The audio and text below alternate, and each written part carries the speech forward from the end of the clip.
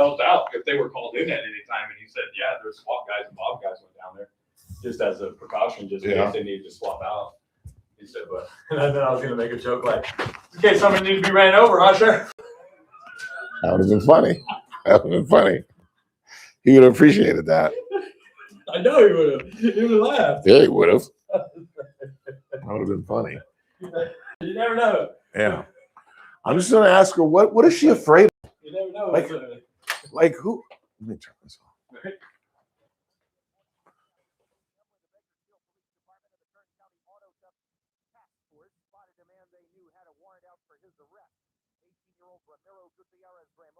When they tried to get him stopped, he hit the gas on Panama Lane and didn't stop at a stop sign at the intersection of Tejon Highway, say police, causing a wreck and killing the woman in the other car. Police say Gutierrez Ramos and his lady friend tried to run but didn't get far. The name of the woman killed has not been made public. If you see smoke this morning rising on the east side of Bakersfield, that may be from the controlled burn that's going on near Highways 178 and 184. The Bakersfield Fire Department says those are serving as training burns and to help clear excessive vegetation and debris to help prevent wildfires at the same time. Those were expected to start at 8 and to wrap up this afternoon.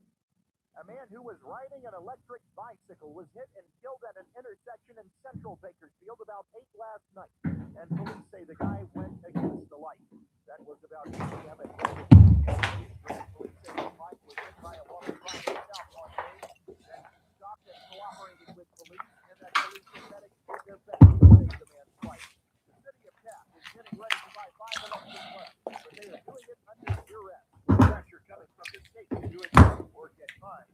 Some of those council members spoke Tuesday about not liking the state's mandate to go totally electric by 2040 at the very least. In the wee small hours of the morning, while the whole wide world is fast asleep, you lie awake and you think about the girl and never really think of counting sheep.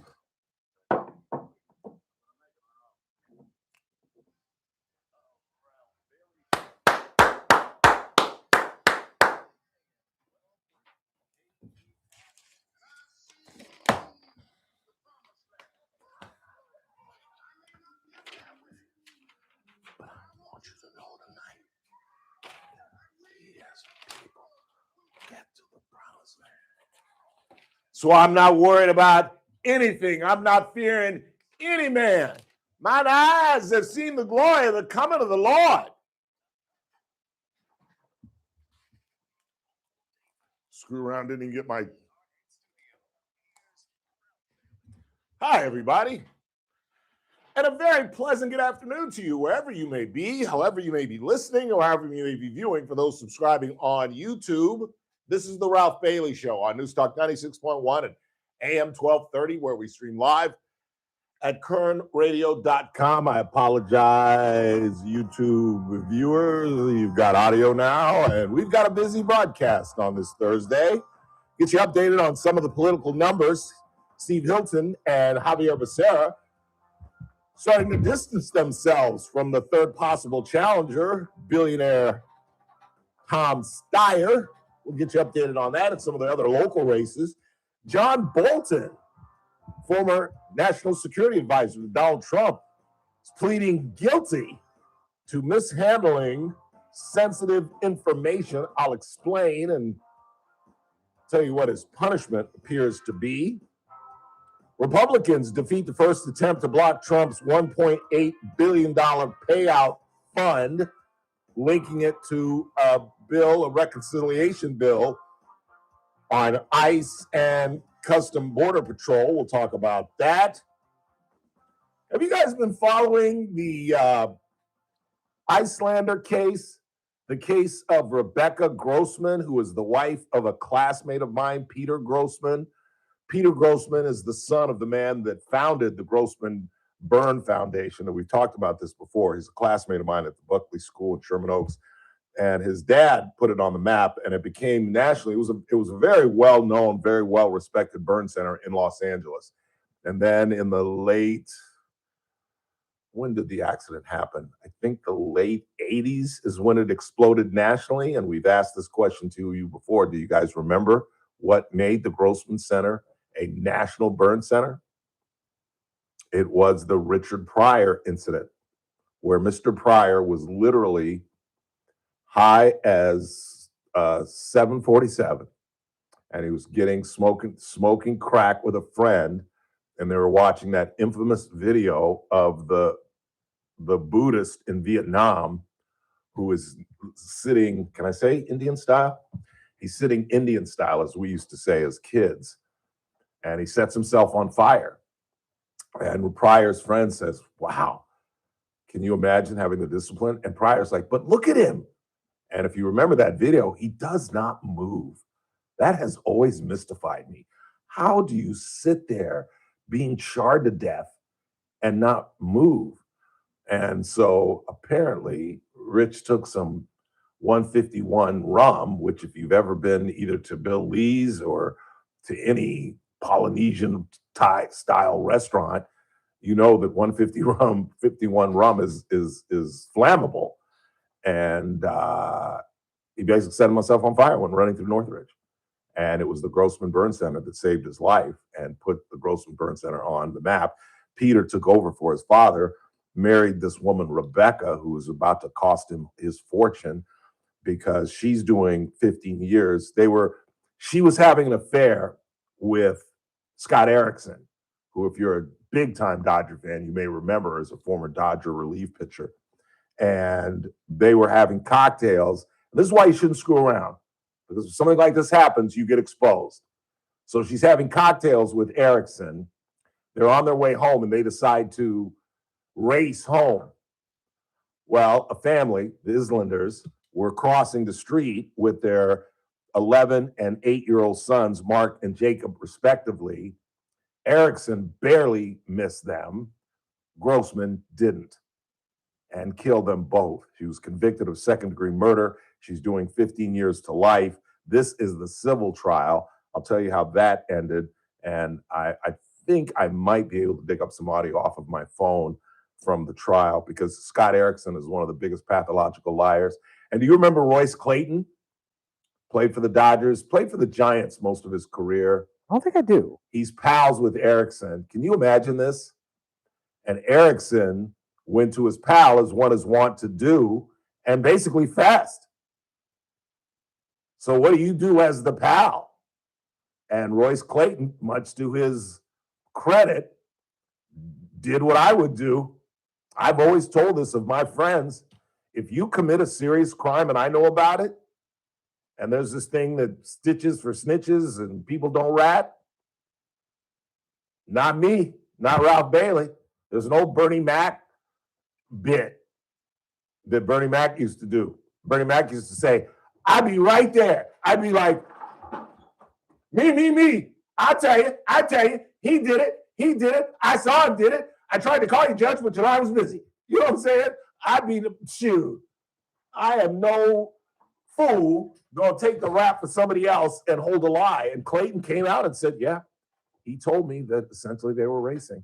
So this is the civil trial. I'll tell you what you'll be amazed at what the jury awarded the family, and well, they should. Our man Daniel Petrie at 4:30, and then in the 5, let's see what I've written down here. We got another teacher. And they just get more bizarre and more bizarre, these school teachers.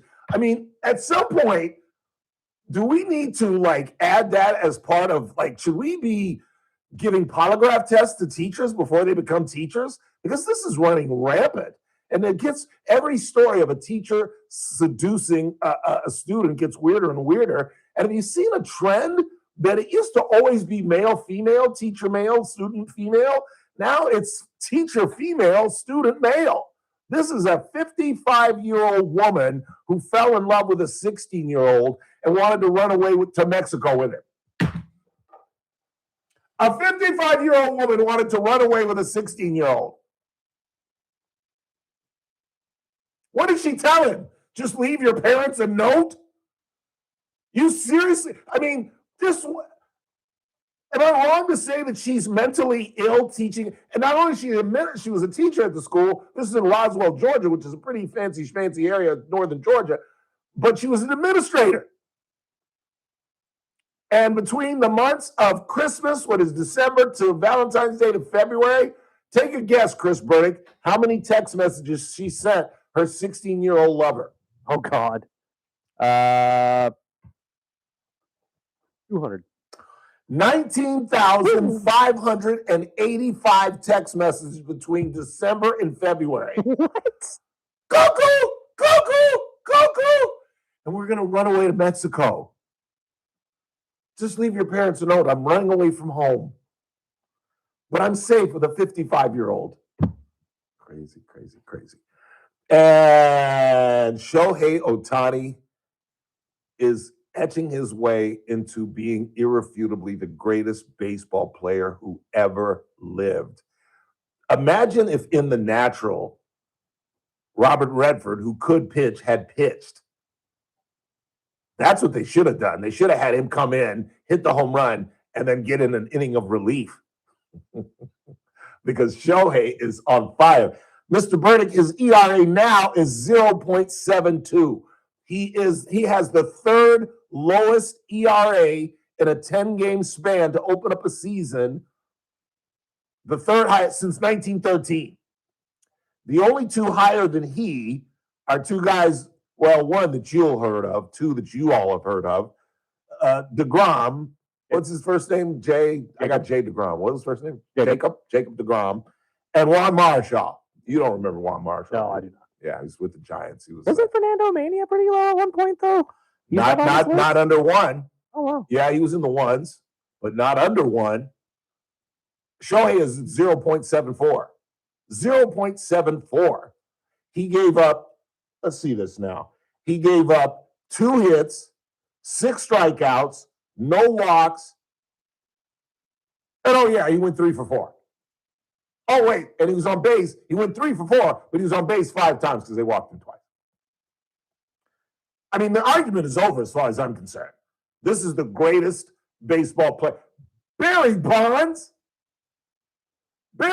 couldn't throw Sid Bream out, who had a damn brace on his leg at 34 years of age from second base and cost the Pirates a damn World Series. And that's when he was a left fielder. And it was a line drive single. And he threw it up the first base line. And Sid Bream, and loyal Dodger fans remember Sid Bream, is as slow as I am now. When he was in his 30s, I'm 60. It's amazing. It really is. And a man by the name of Carmelo Anthony is on trial down in Texas. No, not that Carmelo Anthony. Some of you know this story. The black kid who had a 3.75 GPA. He was working 2 jobs. He's a wonderful kid. They love him. They love him. They love him. He gets into a fight with these 2 kids, and he stabs one of the other kids, claims it's self-defense. Black folks in Texas have absolutely circled the wagons around this kid. They've raised $600,000 to help his defense. But I don't know if there's a defense for this. Even good kids make a mistake. And down in Texas way, it's a big racial thing because the victim was white and this kid is black. And the black community supports him because other than this one incident, he is a good kid. Why do you have a knife at a track meet? Why? Why is that? You have a 3.7 GPA. You've got a freeway of life ahead of you with all type of chances now with that 3.75 GPA. African-American actually grasping the magic bullet. And then you stick a knife in a guy's heart. Well, that trial will get underway. We'll cut you updated on that. Let's go ahead and take our first break of the day. We'll come back and get you updated on Election Day. Oh, we have not talked about? Did you see the conclusion of Euphoria? I did. I didn't know what was going on during the whole death deal. Oh. I really didn't. I didn't get it until, and if you noticed, because I went back, watched it again, they never say she's dead. No. The dad never says she's dead. Even in the final scene, they're praying. When he goes to the biblical house, the biblical family, they ask what happened to Zendaya, whatever her character's name is. And he says she's in a better place. They never say she's dead, which always, well, the older one gives me that Bobby Ewing smell to it. You know what I mean?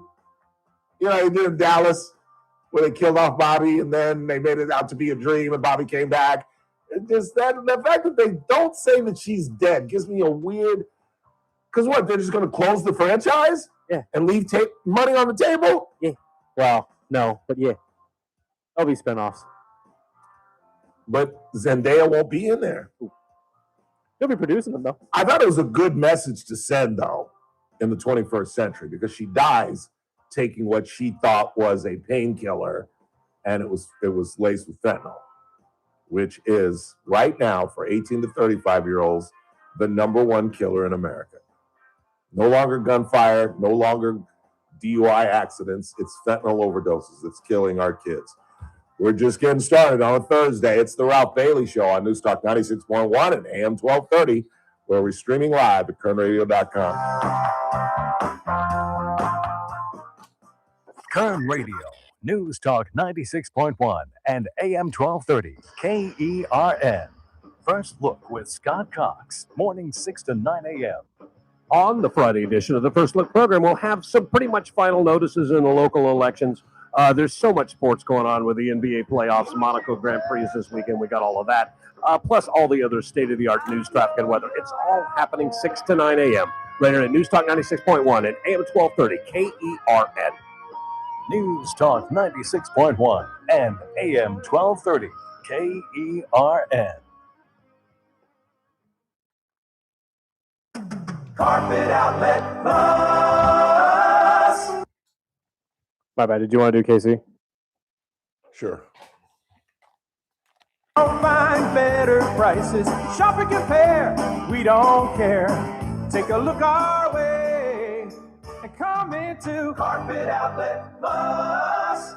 Every day is sale day. Pet stains on your carpet? Carpet Outlet Plus has everything you need to make your floors pet-proof. With over 100 in-stock waterproof floors, Carpet Outlet Plus can solve your pet problems for good. We also stock over 50 colors of pet-perfect carpet. Call, click, or come by today for your free in-home estimate. Don't forget, for the do-it-yourselfer, we also offer free next-day delivery on all qualifying stock floors. And as a bonus, go to carpetoutletplus.com and apply for 12 months no-interest financing. Carpet Outlet Plus, 3.5 blocks west of 99 on Rosedale Highway. Carpet Outlet Plus. Every day is sale day. Took the girl to KC Steakhouse late last night. So I want to thank Chef Daniel and all the girls. We were there till about 10:30. They closed the kitchen at 10, but Daniel hooked us up. And Chris, I was a disciplined young man because Cassie Biddle and KC Steakhouse probably has the best shrimp cocktail in town. And the girl ordered that, and I stared. It's horrible for my gout, and I didn't touch one of the 6 fat, juicy pieces of shrimp and that delicious cocktail sauce. But I did have the soup, which I don't talk enough about. You saw me grubbing it down here the day that Cassie Biddle was in here. That's my favorite, the chicken pot pie soup. The chicken tortilla is outstanding. The vegetable beef is a meal in and of itself. And, of course, Fridays, the clam chowder in a bowl is the best. Where would you rather be this weekend or just getting out of the heat, not cooking, staying out of the kitchen? Get to 1915 F Street and enjoy the great company of all the lovely ladies and the great food from Chef Daniel at KC Steakhouse, longtime sponsors of the Ralph Bailey Show. Download to see if you qualify. Not all customers will qualify. Transfer fees may apply. No Albert subscription required. Albert is not a bank. Albert Instant Loans are issued by FinWise Bank, member FDIC. Not an actual client. Terms apply. Kylie, what's wrong? I just got hit with a car repair bill. I'm behind on rent, and I feel like I can never save any money. Have you tried the Albert app? Albert is your financial assistant, helping you find ways to save and create custom budgets to actually grow your money. Plus, you can get up to $10,000 for big expenses or advance up to $1,000 fast when you need cash right away. Huh? Albert can get me up to $10,000? Exactly. Albert spots you in a pinch and helps you grow your money in the long run. I'm downloading Albert right now. Download the Albert app and use promo code SAVE to borrow up to $10,000 for whatever you need. The Albert app helps you budget better and save more money so you reach your financial goals faster. Download the Albert app right now and use promo code SAVE to borrow up to $10,000. Use code SAVE to borrow up to $10,000. Hey, it's JR Flores. Catch my show, The JR Show, starting at 1 p.m. Now back to the Ralph Bailey Show on News Talk 96.1 and AM 1230 KERN.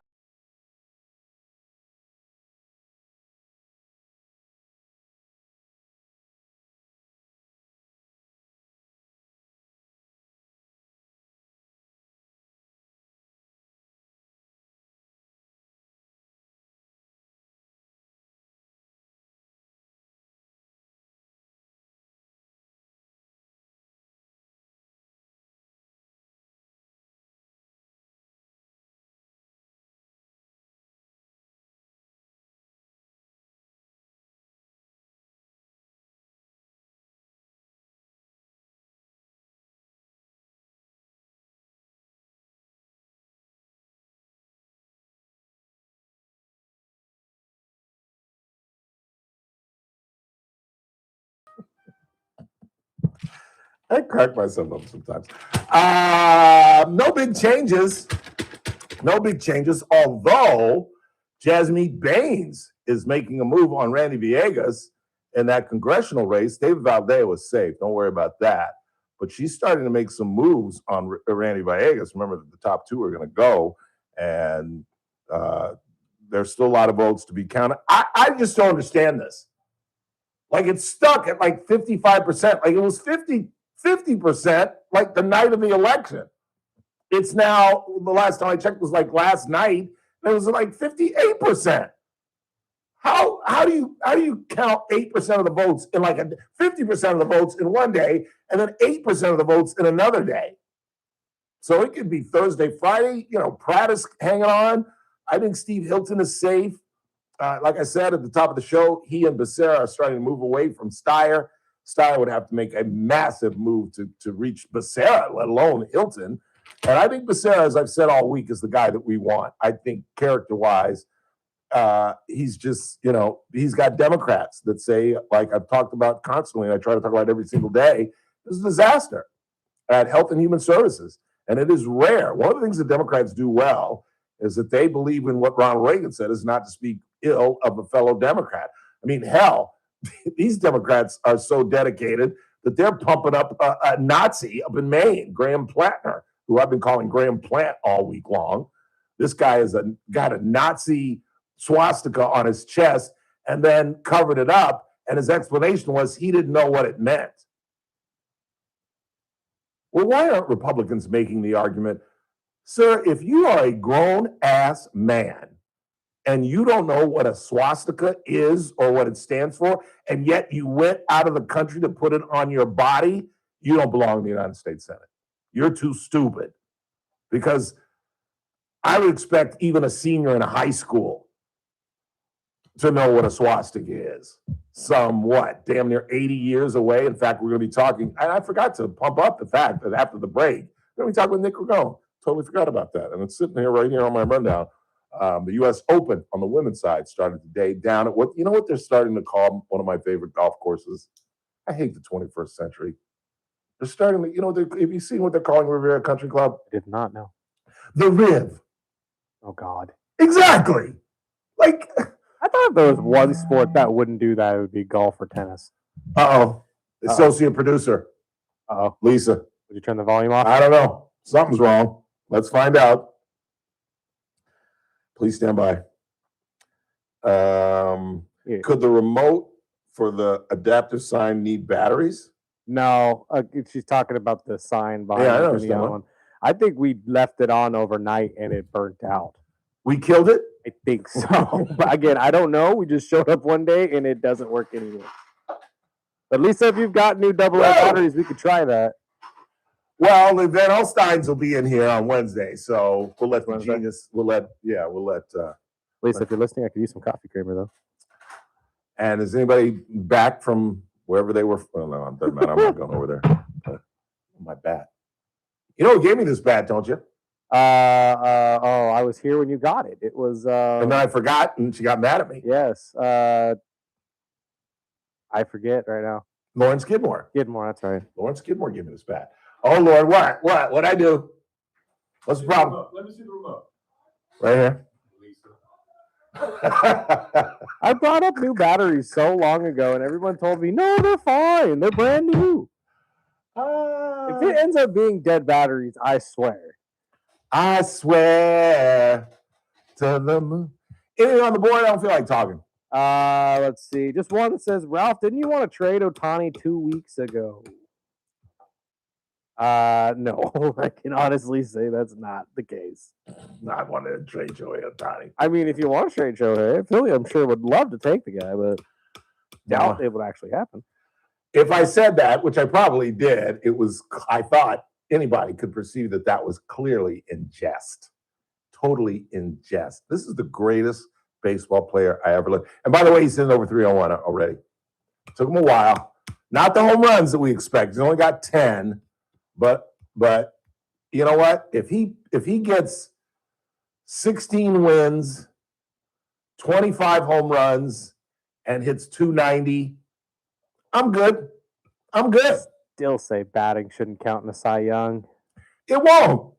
It won't. He's not going to win the Cy Young. You never know. They're not giving him he's not. Here are the reasons why he won't win the Cy Young. He won't have enough appearances because we have a 6-man rotation. Fair. And everybody else has got a 4-5-man at best. B, Doc won't let him go past 90 pitches, which is about 6 or 7 innings. And Skeens, or who's the other guy that you love? Chris Sanchez. They're going to have mega more innings. And who on the Padres for breaking that streak yesterday? Oh, your boy didn't reach. How far did he get? 50 2/3. He's now the longest lefty. 50 2/3. Yeah. Wow, that's close. He's now the longest left-hander to have a runless streak. What was Oral? Oral's 59. 59? Wow, that's close. One more start. He was about 6 or 7 innings through the Padres the other day, and they snuck one in on him. Wow. 2 Dodgers, first and second. Oral Hershiser and Don Drysdale. Quick timeout. We're off to the city of brotherly love. Nick Ragone is next.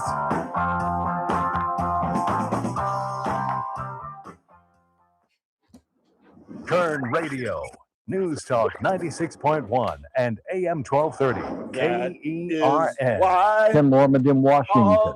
Former National Security Advisor John Bolton has agreed to plead guilty to a single count of retaining classified information under a deal with the Justice Department that could allow him to avoid prison time.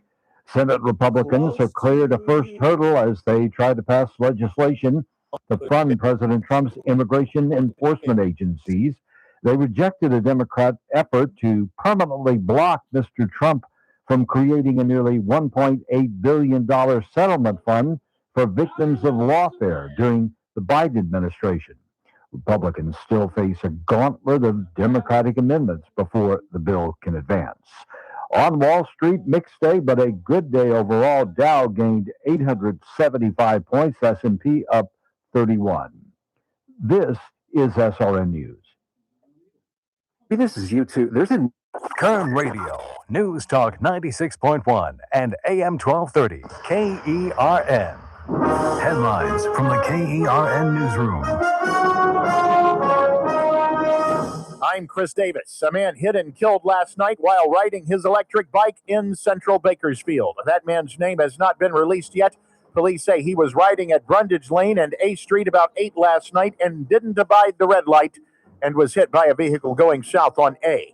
Police say the woman who hit him stopped and cooperated, and medical personnel tried saving the man's life, but he died at the scene. If you see smoke plumes today and it's in East Bakersfield, that may only be the fire department, and it may be on purpose. They've been doing training burns in the area, and the plan is to do another this morning and into the afternoon. They say they use the burns to train firefighters and keep them sharp and to clear away debris and vegetation. I'm Chris Davis in the KERN newsroom with news every half hour and when it breaks on News Talk 96.1 and AM 1230 KERN. Did you know termites can silently feast on your home for 3 to 4 years before you see any damage? They can literally eat a bedroom wall in less than 2 years, causing major structural damage to your biggest investment. Don't wait for the evidence to appear. Ryan's Termite is running an early bird special. If you know or even suspect that you have termites. Get on Ryan's schedule now for an additional 10% off our already lowest price. All work is guaranteed. There's no money down and no contracts. Plus, in most cases, you won't even have to move or tent your house. Protect your home and save. Call Ryan's today. That's Ryan'sTermiteControl.com. Running a business takes grit, vision, and a partner who believes in your success as much as you do. At Valley Strong Credit Union, business banking is built around you. The entrepreneurs, the growers, the dreamers powering our community. Whether you need flexible checking, faster payments, or financing to take your next big step, Valley Strong brings local expertise and real relationships to every stage of your business. Because when local businesses thrive, the whole valley grows stronger. Valley Strong Credit Union. Grow your business, grow your future.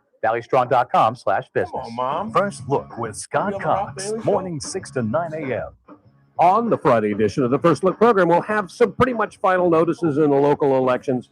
There's so much sports going on with the NBA playoffs, Monaco Grand Prix this weekend. We got all of that, plus all the other state-of-the-art news, traffic, and weather. It's all happening 6 to 9 a.m. Right at News Talk 96.1 and AM 1230 KERN. News Talk 96.1 and AM 1230 KERN. Hey folks, Scott Cox here, host of the First Look with Scott Cox radio program. You are listening to the Ralph Bailey Show right here on News Talk 96.1 and AM 1230 KERN.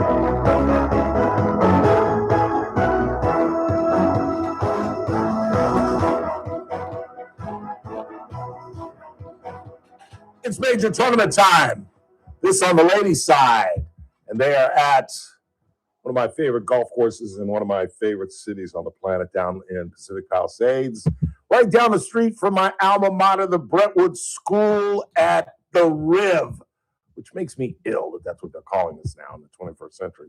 It's at Riviera Country Course. We're off to Philadelphia to talk with our golf aficionado, and it's the commemoration.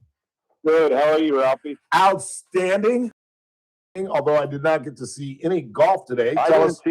I know Nelly shot 2 over, but who's leading? How's the course holding up? Chris, can you open that up for us? Because I can't get it on my phone for some reason. I got Wikipedia. I'm getting the men's Shinnecock Hills, which, by the way, and I know I told you this, but I'll repeat it, that one of our local guys, Madhav Shah, a great kid. That's what's so cool. He's a better kid, kid, than he is a golfer. But he qualified and is headed to Shinnecock. Well, I don't think they've had the sectional qualify. He got through the first round, but they haven't had the longest days, they call it. They had the regionals, which he qualified for. Then there's the sectionals. He's still got to get through that because they don't have that yet. Well, as far as I know, he's playing in the tournament. That's what he told us. That's what we've been pumping up. Yeah. I mean, they've had some sectionals already? He went to Texas and played and qualified. He shot 5 under. He said he beat Sergio Garcia was down there. He told me who he's playing with. He's friends with Patrick Cantley and Justin Rose for some reason. Because I asked him who he's going to practice with, and he said, I've already talked to Justin Rose. He's kind of a friend. I met him on the Latin tour or something, and he mentioned, so who else did he mention, Chris? Okay. I mean, I don't even think Sergio is exempt, so that's great. I mean, congratulations. Famously, the USGA has what they call the longest day, which is actually, I think it's the week after. I think it's the Monday after the Memorial, so that's when they hold most of the 36-hole final qualifiers. Yeah, which is next Monday. Yeah, next Monday, and they usually do one at Scioto out in Ohio. They're not going to do this year, but anyway, that's a fun day because you see that's when all the great storylines about 45-year-olds that are working 3 jobs and have a golf habit and they qualify, and big name pros that don't make it. So it's one of the best days of the year. Yeah, and his wife apparently is going to be on his bag, which is kind of cool. Yeah, that's neat. It saves money, and it's a cool memory. Yeah, and he's a really, really good kid. So you saw no golf. Who's on the leaderboard, Mr. Burdick? Let's see. Cy Young Kim is leading right now at 4 under. That's predictable. Who else? Hoinjo Yu is right underneath her with Gabby Lopez, Ina Yoon, Jennifer Capucho, and Dang at 3 under. Have you heard of any of these people, Mr. Ragone? Not really. Not me either. There's a group that's at 2 under right now. Yeah, that's a good question. She broke 80. How did Michelle Wee last time? How did Michelle Wee West do? You know who she's married to, don't you? Yeah, Jerry West's son. Yeah. How'd she play? He's searching. I have to look. Go down at the bottom. Start at the bottom and go up. Stop bagging on her. I love her. No, I do too. Michelle Wee West 80-82. The current spot is 1 over. Oh, that's not bad. That's not bad. Through how many holes? Looks like 7. That's pretty good. Oh, I thought it was for the round. Oh, no, it's yeah, you still got plenty to go. No, that's not bad, though. Yeah, that's not bad. 5 shots off the lead. That's not bad. That's not bad. Yeah. All right, so no talk about golf. I'd rather talk about the Battle of Midway anyway, to be honest with you. Well, we could still talk about the Memorial. You know, True that. I didn't see the leaderboard I did here today. I'm not a very prepared guest. Thanks. What's going on at Jack's place? There was interesting comments about Jack this week talking about the ball rollback, which, you know, the big controversy has been the ball rollback and how, you know, Cam Young is playing with the ball right now that technically qualifies for that. And he's, you know, still hits at 340. So, you know, Jack was saying, what is it really doing? It's doing nothing because you still need 8,000-yard courses to make these guys competitive. And there's not enough water and land for most courses to do that. And I think he's right. Like, I don't love the idea of rolling back the ball, but like, short of that, they're just going to get longer and longer. If Cam is playing with a ball that would qualify for the rollback right now. Well, wait, stop. Tell our listeners what you mean by rollback. Yeah, so rollback means that they want to reduce the speed of the ball so it doesn't go as far. And they were hoping to reduce distances by 15 to 20 yards, which, you know, if that was the case, that would make a lot of these older courses more playable. Yeah. But the truth is, you know, this is kind of technical, but Cam Young for the last year has been using a Titleist ball that would qualify under the USGA's new standards. And he still, you know, at the Players, he drove a 370 on the final hole, longest drive ever recorded on that 18th hole. So it hasn't really had an impact. And people ask him, you know, why do you think that is? And he goes, to be honest, we all don't play balls that maximize our distance. We roll it back on our own because we want feel. Right. He's like, if I wanted to hit it another 25 yards, I could easily do that. And that's the reality of this situation is that they're already self-regulating because they want to get up and down and have a better ball that's softer, that has more spin and all that stuff. And so, like, you know, if Rory and Cam Young played hard balls, they could hit it. They could drive a 400 yards every hole. Yeah. So what's the tour going to do? What would you have them do? I'm not sure. It's really hard to say. I mean, I think you'd go to a dramatically rolled back ball, or you just, you know, you just kind of figure out other ways to make courses tough. I mean, look at Ragone. Well, I mean, I think, you know, I ended up shooting 9 under, but there was only a handful of scores under par. And, you know, they didn't trick that course out dramatically. They had some kooky pin placements, but it was firm greens, fast greens with, you know, undulating, with difficult pin positions and rough that penalize you. And that still seems to be a pretty winning formula. You know, you could design it so that you can't just bomb and gouge it. Like Exactly. I think Shinnecock this week will be like that, or at the Open. Yeah, that's what I would think you could do. You just narrow the fairways, heighten the rough, and these guys will regulate themselves. I mean, exactly. I don't know. I'm looking at the leaderboard. Victor Hovland was the top of the leaderboard at 7 under after 4. Scotty is 1 shot back. Siwoo Kim is at 5. Your boy Jordan Spieth is 4 under, 3 shots off the lead. Rory McIlroy. Where's Rory? Yeah, no kidding. He's 4 shots off the lead at 3 under. Ricky Fowler's at 2. Adam Scott's at 2. Matt Fitzpatrick's at 2. Normal great leaderboard. It is. It really is. John Rahm's even. Hatton is 1 under. Lowry is even. Matsuyama's even. Yeah, this is a really good leaderboard. How is John Rahm and Terrell Hatton in that field? You're looking at an old leaderboard. Am I? Yeah. Am I John really? Rahm should not be in that field. He's playing live. I'm looking at the 2023 tournament. That's why. Yeah, well done. Well done. Well played. Thanks, Nick. Thank you. Appreciate that. You are on nothing gets past you. You haven't lost anything on your hard one. It's all the time we have for Nick Ragone. We're moving along now. The real Memorial Tournament. Give us the leaderboard, please. Let's bring up the real one. Yes, please. Let's fast forward 3 years. Yes, please. What do you got? JJ Spawn, looks like Clark and LA boy, Tommy JJ Spawn. Fleetwood. All tied at 5 under. Nice. Fleetwood is there. Where's Scotty Scheffler? I saw him at 2 this afternoon. Let's see. Scotty's going for the 3-peat. This is Scotty dropped a +1. Wow, that's very un-Scotty-like. It is. He's had an erratic year. Even though he's had like a win in 5 seconds, but it really hasn't been great Scotty golf. No, it really hasn't. I saw him at 2 under at one point during the day. So, I mean, it's rare for him to go backwards like that much. Exactly. Shinnecock could be fun, though. Rory and Scotty both did practice rounds on Monday, and they said the fairways are generous, but they said the rough is brutal, like it's an automatic bogey, and that the greens are among the most severe they've ever seen. And Shinnecock's had a history. The last 2 times they played there, the USGA lost the course. Some of the greens died. It became ridiculous. Really? The question is, like, do they lose the course like they've done it the last 2 times, or do they figure out how to do it? Yeah. If history is any indicator, they lose the course for a 3rd time. Especially because after Aronimik, they probably saw the PGA put on a U.S. Open, and they're like, we can't let that happen. We have to show them what a real U.S. Open looks like. So my guess is they're going to punish these guys. Yeah, if you miss the fairway, you're done. Basically. Yeah, you're done. Yeah. And they're like, you thought PGA at Aronimik had some kooky pin positions. Hold my beer. That's funny. Hey, congratulations on your Knicks. Yeah, the Knicks. I mean, are you not thrilled by that? Have you turned into a 76er?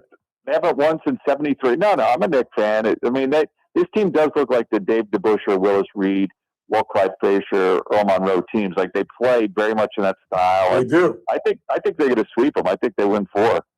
I would not be surprised. I really would not be surprised. Is Jalen Brunson the greatest Knick? I mean, he's, in my mind, it's always Patrick Ewing, even though Patrick didn't win anything. But I'm just, I grew up in that era. But, like, this guy's next level good, and this team is just playing great basketball. Like, I think that's a devastating to lose at home game 1. You're really behind the 8 ball. Yeah, you are. You absolutely are. Tony Kornheiser, who I respect greatly, I think PTI is the best sports show on television with Mike Wilbon. He said something that blew my mind. He said the greatest, and he's been a Knick fan his whole life. He said the greatest Knick is Willis Reed. King? Willis Reed. I mean, for people that age, I think that's probably true. I mean, Willis is legendary. He hobbles out for, I forgot what game, whatever it was. It was the deciding game. It was the deciding game, and he had 1 basket. But you're right. He had 4 points. He had 4 points? Okay, I thought he had 2. I think the greatest Knick of all time is Patrick, but I would say Walt Clyde Frazier. I mean, Walt Clyde Frazier is a legend, and still is a legend, but like one of the all-time greats. I have a soft spot for John Starks, who's just one of that team, the Oakley team, and Starks and Anthony Mason and Patrick, and they never won it all, but they had character. But it's hard to say. It's hard to compare generations. Like, I still think the greatest basketball player of all time, it's MJ, but number 2 is Bill Russell to me, because he's the consummate winner. True that. I've always thought Kareem gets slighted. I think Kareem does. I think he gets lost in the shuffle. I think Will Chamberlain gets lost in the shuffle. Yes, he does. Will's numbers, really, if you look at him, he is the greatest. But he went up against Reed, and Bill Russell, and I think Will only won 1 championship, right? With Philadelphia. 2. 1 with the Sixers, 1 with the Lakers. 1 with the Lakers. Yeah. And I mean, Reed, Bill Russell won, I think, 11. And Russell is not the biggest guy. He was like 6'9", and he dominated. But head-to-head, he dominated Chamberlain. Yeah. My favorite Bill Russell story is Game 7 at the Forum, and Jack Kent Cook has put up balloons for the celebration. Yeah. And Russell calls the team out before the game and says, "Take a look, fellas. They're trying to celebrate." And he said, "Those balloons ain't coming down tonight." And they ended up winning. You remember the shot? Don Nelson, former coach, hits the heel, and it goes straight up in the air and comes straight down. They beat the Lakers in Game 7. God, that's amazing. It really That's is. amazing. There's a great somebody did a great documentary on Russell, Ali, and Jim Brown, and really kind of like in the 60s, kind of the beginning of the 3 most dominant athletes, black athletes. Yeah. And that kind of changed the culture for sports, and sort of during civil rights. I mean, if I ever had time to write another book, that's a good book about those 3 and their impact on sports culture, civil rights, the 60s, and what great men and characters they were. Distinct characters. Yep, absolutely. It is the 84th commemoration of the Battle of Midway, and I have always been fascinated. I mean, it's like the revolution of the war. It absolutely is. And it was a miracle. It was another miracle where we should have gotten our butts kicked, and we flipped the script. A lot of things had to happen right. It was think about it. It was early in 42. It's this time, so like we're still, if you remember, we're still on our knees. Just a couple of months after. It's just a couple of months after Pearl Harbor. Yeah, Philippines about to fall or had fallen right around the same time. I mean, the entire Southeast Asia is all out to India is under Japanese control. And were it not for a couple of lucky breaks, you know, I mean, we knocked out their entire aircraft carrier fleet, which was the turning point. But that easily, if we lose there, you know, the war might go on another 3 or 4 years. I mean, we weren't going to not win, but it would have delayed the war for years. Would they have invaded the West? Would they have invaded Hawaii and California? I think it was possible. I mean, you know, they did drop bombs on continental U.S. People have a little known story. A Japanese subboat, a pilot, and I forget his name, but he dropped bombs in Oregon, physically flew over Oregon, dropped bombs, and then years later he came back and became part of that community. He was like, I was the guy that dropped bombs. It's an amazing story. I did a video on it a long time ago, but I think an invasion on the West Coast is not out of the realm of possibility, especially if Germany, if Hitler had not gone into Russia, and let's say, you know, they take over France, the Battle of Britain, he could have, if they didn't go into Russia, he could have sued for, you know, they could have come to an agreement. But let's say he holds on to continental Europe, then Japan probably would launch an attack on the West Coast. Yep, absolutely. And the code, the guy that broke the code, and how they found out that AF was Midway. And so they send a fake message claiming that the water pump at Midway was broken. The Japanese take it and they say AF has a water problem. And that's how they figured out that they were going to attack Midway. That's amazing. That story, yeah, code breaking. Our brilliant code breakers. And had it not been for that, because everybody was telling, was it Nimitz or telling Nimitz to protect Hawaii, right, and forget about Midway. So I mean, it's just that's the thing about these wars; they're just miraculous. Just one thing has to happen, one thing other has to happen, one other thing has to happen. It's just absolutely amazing. You know, on D-Day, it was the English meteorologist who told Ike to hold off the window. Yep. And all the other American meteorologists were saying go, go, go. And this one guy said no. And he was right. And then he said, now go. There's a window. Yep. And everybody else was saying there's no window. He goes, there's going to be a 12 to 24-hour window. You got to go now. And Ike listened to him. And the dude, and it just, I mean, there's just so many things like that. And I love all the encryption stories about breaking the code and the British code breakers and even Navajo Indians using that code in the Pacific. The encryption part really was fascinating in World War II and how much England and the U.S. dominated code breaking over Japan and Germany and what a big factor that played. Yeah, we commemorate that on Saturday, and tomorrow is the commemoration of the death of Bobby Kennedy. What is it? Wow. Yeah. Sure, man. Can you believe that? 1968. Think about how different life would have been had he lived. I mean, he would have won for sure. Oh, clearly. I think he wins the primary. Clearly. He wins the general, clearly. And he would have beat Nixon easily. Yeah. I think not easily, but handily, I think. Yeah. I mean, people forget that, like, George Wallace won, I want to say he won 4 states. Maryland. I know he won Maryland because that's where he was shot. State. That was a border state. He won Maryland. And I don't know if he took states from Nixon or Humphrey because it would have been the old LBJ coalition would have been the South. So it's hard to say because the realignment was just going on. By 72, realignment was done and the South was then Republican. But like, you know, people don't remember the Deep South had been Democratic territory for years. Like, I'm not old enough to remember that. You might be, but so I have to look it up where Wallace won, but he probably made the difference putting Nixon over the top. Yeah. Yeah. George Wallace.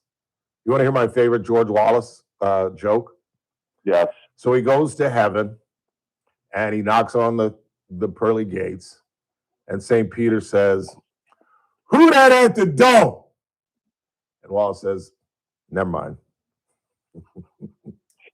Come on, that's funny.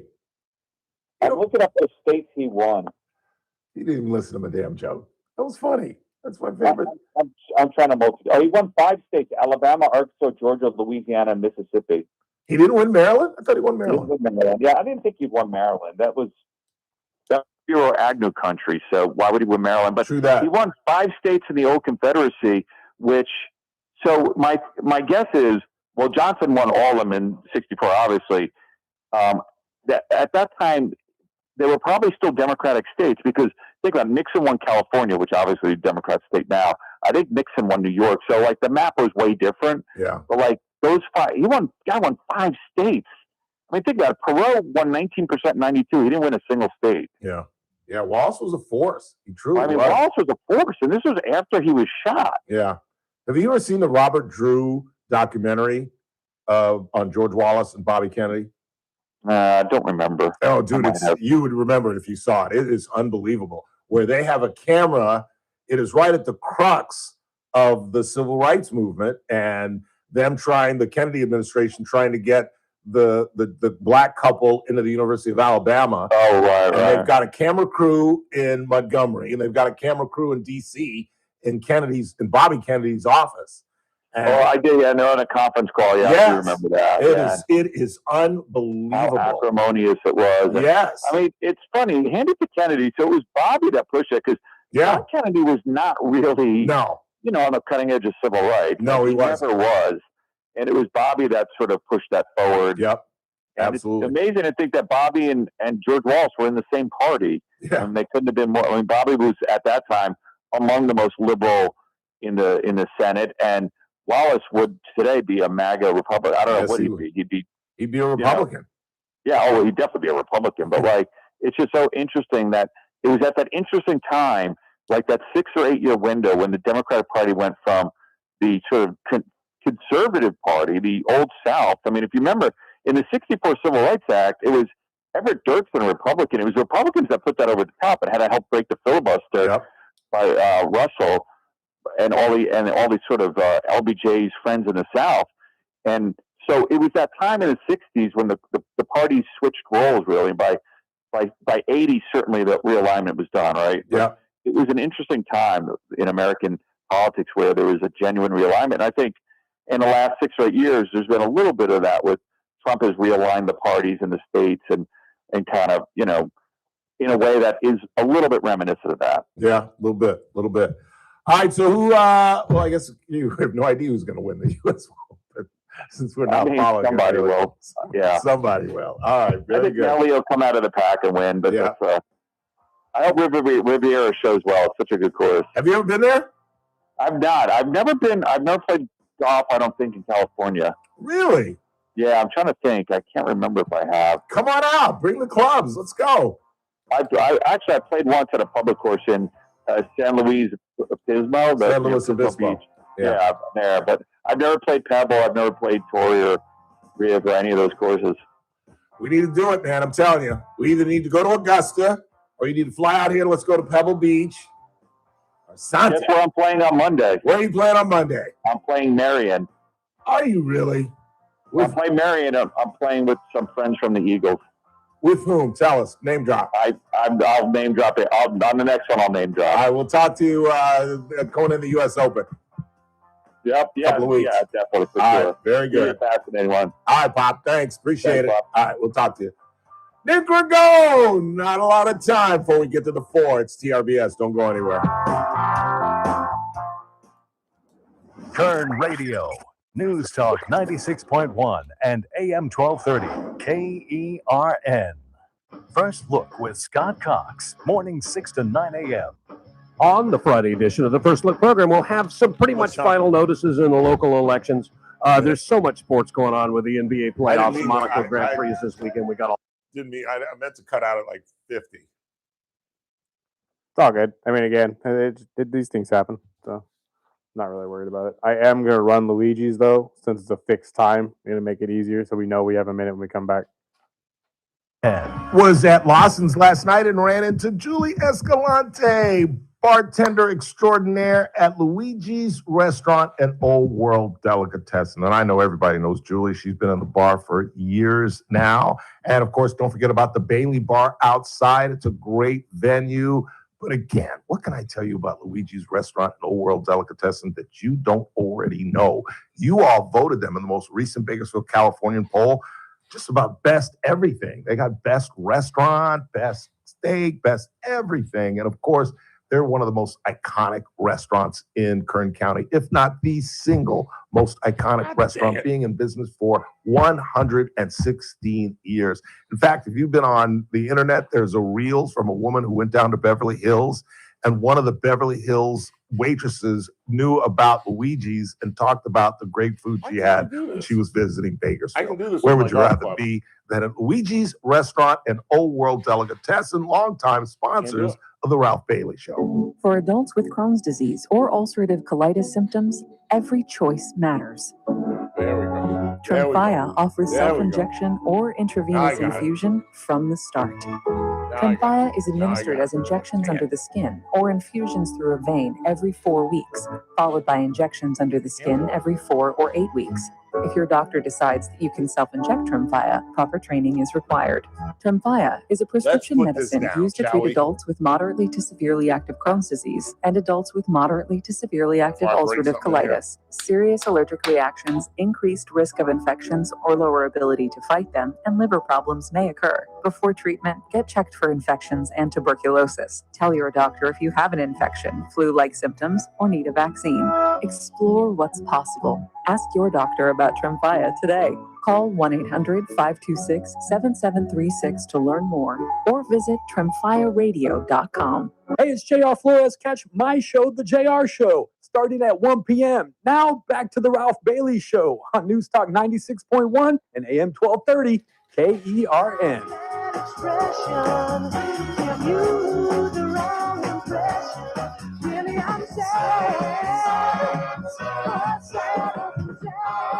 One night, our good friend Nick Ragone is playing Marion. Like I've always said, I love my life. I love who I am. There is literally no one I would trade my life for.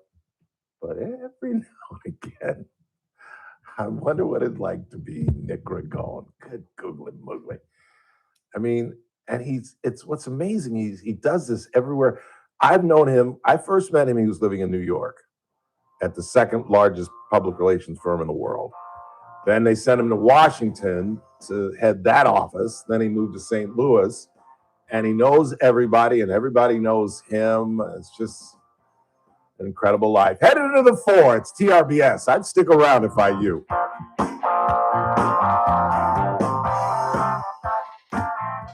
Kern Radio, AM 1230, KERN. 96.1 FM, K241CI, Bakersfield, an American General Media station. Buzz. Breaking news this hour from Town Hall. I'm Ken Norman in Washington. Senate Republicans have voted to defeat an amendment sponsored by Senate Minority Leader Chuck Schumer to prohibit the Justice Department from establishing a nearly $1.8 billion fund for victims of political lawfare. It's a proposal that Acting Attorney General Todd Blanche told lawmakers this week the administration would abandon. Ohio Senator Bernie Moreno says Democrats are trying to distract from the actual issue at hand. They are going to play so many games over the next 8, 9, 10 hours. Bring it on. Because what we will do today is we will make certain that communities are safe in this country. Staying on Capitol Hill, President Trump not impressed that the House passed a resolution designed to force him to end the Iran war. He calls the move meaningless. Former CBS newsman Dan Rather and 130 other CBS alumni are expressing their displeasure with the network after a longtime 60 Minutes correspondent Scott Pelley is fired because of an outburst at a staff meeting. Dan Rather, who was let go from CBS News after a problematic 60 Minutes piece about former President George W. Bush, is now inserting himself into the current situation. Rather, along with other CBS alumni, writing an open letter to the network, calling on David Ellison, the CEO of Paramount Skydance, to uphold the independence of 60 Minutes. New management has been brought in to deal with ongoing bias on the show and to make it more fair and balanced, for example, to include sound bites from President Trump. That's correspondent Laura Winters reporting. On Wall Street, a big day for the Dow Jones Industrial Average, soaring over 900 points to close at a new record today. More of these stories, townhall.com. Lenny went to college and racked up huge debt. A little bit over $100,000. For a degree he couldn't use? Now what? I had a friend that went to my computer career. They even help him get hired immediately after graduation. One of the things I love about IT is that you can work from anywhere you want. You could become an IT pro in just months, including cybersecurity and the basics of AI with zero experience at mycomputercareer.edu. My Computer Career, an elite CompTIA certification partner. It works for me, and I know it can work for you. This is one student's experience. Individual results vary. Meet Matthew Preston. Inside his apartment, everything he holds dear is protected by Progressive's renter's insurance, like his laptop and a surprisingly valuable collection of baseball bobbleheads. Outside his apartment, his laptop is still protected, as are his bobbleheads, which he carries around with him for reasons no one knows. Renters, the limits of protection aren't just the four walls of your home. When you're in Progressive's Protection Zone. Get a quote at Progressive.com. Progressive Casualty Insurance Company, affiliates, and third-party insurers. Mortgage rates in the United. From the KERN Newsroom, your live and local news update. Hey, let's start looking at Another person on a bicycle dies in a wreck. I'm Chris at, Davis, and that is the second person in this area in just 2 days' time. This happened just after midnight Thursday on Weed Patch Highway south of Eucalyptus Drive, and the person killed, say police, was a 39-year-old man who stopped in the road and was hit by someone driving an Infinity. The man was thrown off the bike and died at the scene. The driver stayed and cooperated with police. Police say the lighting in the area is at least partly to blame, and they don't believe drugs or alcohol were involved. A 3-time child molester will not be getting out of prison. The decision was made after 71-year-old Patrick Romero's last parole hearing. The parole board says they believe he is still a danger to kids and to the community. The term that he's serving now is for molesting a 13-year-old girl at least twice at a garage sale back in 1996 in Bakersfield. Before that, he served 2 other terms for child molestation. Before that, he was convicted of molesting kids in San Bernardino and Riverside County. And someone else with a history of trouble is doing okay as far as what the court says. That's former Kern County Supervisor Zach Scribner, who is on a mental health diversion and who has to report to the court every month and prove that he's getting counseling and complying with the terms of that diversion. And the court says for this month he's in compliance. He was accused of the sexual assault of a child while being high on drugs. A loaded semi-automatic pistol was found in the bedroom of a minor who was on probation, and that is a violation of that probation, say Kern County Youth Supervision Division officers. They were doing a check on someone who was on probation at a house on Niles Street in Bakersfield, and say they found that gun in the bedroom and arrested that person. I'm Chris Davis in the KERN Newsroom with news every half hour and when it breaks on News Talk 96.1 and AM 1230 KERN. To the rest well in a month from now, this Hollywood Big Shot's gonna give you what you want. Too late. They start shooting in a week. I'm gonna make him an offer again with you. What I give you? The Ralph Bailey Show. News Talk 96.1 and AM 1230. KERN. And I've seen the promised land. I may not get there with you, but I want you to know tonight that we as a people will get to the promised land. Call in or text to 661-842-KERN. That's 661-842-5376. Listen live at KERNradio.com. Now, the host you've been waiting all day for. Live from the KERN studio, here's Ralph Bailey.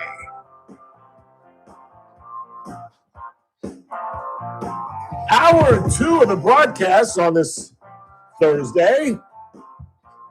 It's the Ralph Bailey Show on News Talk 96.1 and AM 1230. We stream live at KernRadio.com. Mr. Turnipseed is gallivanting around on his vacation, even though he didn't want me to tell you that. I don't know why. I think he's fearful that when y'all know where he lives, we'll ransack his place, but he'll be back with us in a couple of weeks. Our money man, Daniel Petrie, however, will still join us at the bottom of the hour. And we got lots to talk about. I'll tell you about the civil suit here in just a second, the Islander family. It's just a horrible story, and it's a story of entitlement. This woman, Rebecca Grossman, who is going to cost, just ruined my high school classmate's life, Peter Grossman. She was cheating on him. And, you know, it's been my experience, and y'all chime in on this, because most of you are married and you deal with this more than I have, but that I think at certain points, certain relationships just stay together for the kids, or, you know, I don't want to take half my stuff, and I enjoy the lifestyle that Peter provides me, but I don't want to be with Peter.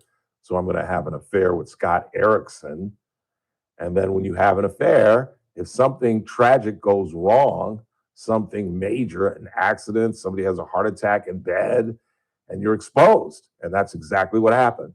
She was having drinks with Erickson, as they were wont to do, according to witnesses and friends who now have to come and put their hand on the Bible and tell the truth. And they were zipping around in a 45-mile-per-hour zone going 80 miles an hour. And wait, let me make sure I'm getting this right, because I've written this down. Iskander, is it Iskander? Look that up for me, Chris, would you? Is it Icelander? I know it's not Icelander because I looked that up when you said it. I think it's ISK. Iskander, look that up. ISKANDR? Iskander. Is that what it is? Yeah, Iskander. Mark and Jacob, Iskander. They were crossing, they were riding bikes with the family, the mom, the dad, and their 3 children. And Mark, the 11-year-old, and Jacob, the 8-year-old, were in the crosswalk when Erickson comes by, the former Dodger. He barely misses them.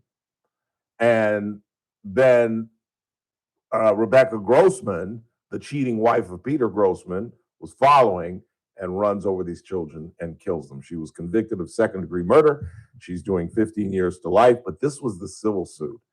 And I apologize because I erased all of the audio because some of it is really, really long. The speeches of the defense attorney and the give and take between the defense attorney the defense attorney and and Scott Erickson.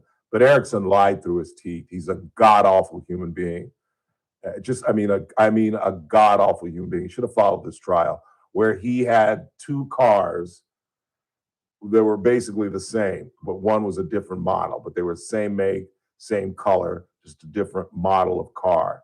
And after the accident, he switched the plates. And so when the investigators came to probe the car that was allegedly in the situation, which apparently, according to experts, they can tell, and I don't know how they do this, but they can tell what kind of wear and tear you've had. And apparently he hit something allegedly, and there would have been marks. So he switched the plates and had them investigate a car that he wasn't driving the day of the accident. And he lied about a number of things. They both tried to lie and say they weren't racing. And then his pal, Royce Clayton, you god-awful, stinky, smelly Giant fans know him better than I remember Royce Clayton back in the day. He was a shortstop, I believe, and pals with Erickson, because I think he ended his career with the Dodgers, Clayton did. And good for him, man, because I know a lot of people would be stupid enough to lie for a friend on the stand. And Clayton did not. Clayton took the stand and said, yeah, he told me, I don't know if he used the word racing, but yes, he told me that they were speeding right after the incident, because he called his buddy. You know, imagine you're having an affair with a woman and you're running around and you almost missed these kids, and you look in the rearview mirror and bam, bam, and your girlfriend just killed 2 children. And what did this coward do? Did he go back to the scene? No. He left her high and dry. He's just a god-awful human being. And this trial's been going on, and the attorney is so good. That's why I cannot believe I didn't save some of the tete-a-tetes they had, because the last thing you want to do is try to spread a lie in cross-examination. These attorneys are very, very good. And there's these people like Erickson think they're smart enough to, move and jibe and fool an attorney, and it ain't going to happen. Well, the verdict came in. What do you think they gave the family, Chris Burdick, for the 2 children's death? $2 million? $174 million. Good Lord. Yeah, as well they should have. That's why I was like, every time I hear stories like this, you always hear that they give them just a small amount of money, and it's criminal. He asked for $400 million. Got 175. 200 mil per and kid. just absolutely destroyed Peter Grossman's life. Can you imagine? Kid went to high school with me. horrible athlete. But I mean, you work your whole life. Your father builds up this medical practice that's got national recognition. You go to college, you go to med school, and you take over one of the most renowned medical practices on the planet. And you marry, she's a beautiful woman. You marry this beautiful woman, and you're on the 13th, 12th, I don't know, back 9 of your life. You know, he's my age. He'll be 64 sometime very soon, as I will be in August. Anyway, and you think you're on the backside of life, your children are almost adults, and your wife is having an affair. And now everybody that you've ever known, even your 10th grade classmate, Ralph Bailey, knows that your wife cheated on you and she's destroyed your life. Because who do you think's going to pay that $174 million or whatever Rebecca, who's rotting away in jail, thank you, Jesus, who do you think's going to pay that? Because Grossman Peter, the idiot, and I haven't seen Peter in 40 years, he was up here several times, and I would always try to make it over to Dignity or Mercy, wherever he was at, because he started a Grossman Burn Center here. I don't think it is still in operation here in Bakersfield, but I just can't imagine just the humiliation that the world knows that you're kind of a sucker, that your wife was cheating on you, having cocktails in the middle of the day, running around driving. And she's half of the Grossman Foundation that they started. If you ever hear them talk about her, they call her, you know, co-owner of the Grossman Burn Foundation. All you did is say, I do. His daddy and he are the Grossman Burn Foundation. All you did, and let's be ugly and inappropriate, was lie on your back and say yes. That's all you've done. And then ruin this poor kid's life. Poor kid, he's 63. But imagine that. You know, you finally get to this point in our lives where we kind of let the small stuff roll off our back, and we're looking to that period where we can just hang out with the grandchildren and go to Martha's Vineyard or the Bahamas and just live a life. Not Peter. Nope. He's got to go to prison to go visit his wife, put money on her books, and now he's got to come up with about $100 million. Good. Googly. Mowgli. And I'm just upset. Maybe I'll find some place more tomorrow for you. What is that? My microphone. What the hell is that? Do I have dandruff? Is that coming up from my haircut? It's possible. No, I don't have dandruff. Black people don't have dandruff. I can't believe I just said that. I'm sorry, I'm in a giddy mood. I'm going to Benji's tonight. I'm all excited. I haven't been to Benji's in a long time. Just the fellas. Mike Arier, former sponsor of this broadcast for about 10 minutes, and our buddy Chris Zucchini. I'm really excited. I might have some tongue tonight. Ah. Yeah, I'm going to kiss. I'm not a tongue guy. I'm going to kiss Arier on the mouth. Oh, wow. Yeah. Oh, I thought you thought I meant. No. Yeah, I thought we were talking about cow tongue. No, I'm coming out the closet. Yes, no, I might have a little cow tongue. I've never had it, but I've always talked smack about it. It just lays there, and it's just like a little thin piece of meat. I don't see what y'all rave about it. Have you ever had it? I have. Not a fan. You didn't like it? You didn't like the taste? I've grown up going to Wool Growers my whole life, and that's on that's pretty much a mainstay of their menu, and I can't do it. I can't help but see the mouth of a cow. When the cow tongue is ugly. I don't want to eat a tongue of anything. True that. I've done pig's feet. I can do pig's feet. See, I don't even want to eat feet of anything either. True that. But I can't do chitlins. Yeah, can't do chitlins. I'll turn in my black card if you want me to. Although I have done haggis before. I had a bite of haggis and I just swallowed it, and that's all I remember. Bad. Yeah. If you season it right, it's not bad. You know who turned me on to haggis? That was the name of his dog, was the late Kenny Reed, owner operator. Alley Cat Guthrie's took over from his father-in-law and made it one of the most iconic bars in town. And if you didn't know Kenny, do you know what I'm talking about, guys? Kenny Reed, you guys know Kenny Reed. If you really knew Kenny Reed, literally, along with Nick Ragone and maybe Mario and Romeo Agbalag and a couple of other people that I throw in the genius category, but Kenny Reed was a genius. He was a former philosophy professor. I didn't know that until I really got to meet Kenny, get to know him. But he's one just to sit down and talk with Kenny Reed, the late Kenny Reed, he was a genius. He truly was. He was a really smart cat and just one of the nicest guys in the world. Really, really was. I really miss Kenny. We weren't even that close, but I miss Kenny Reed. Let's go and take a break. We'll come back and check the board, see what you all are talking about. Coming up at the bottom of the hour, Daniel Petrie, our money man, joins us. We'll check out the deficit,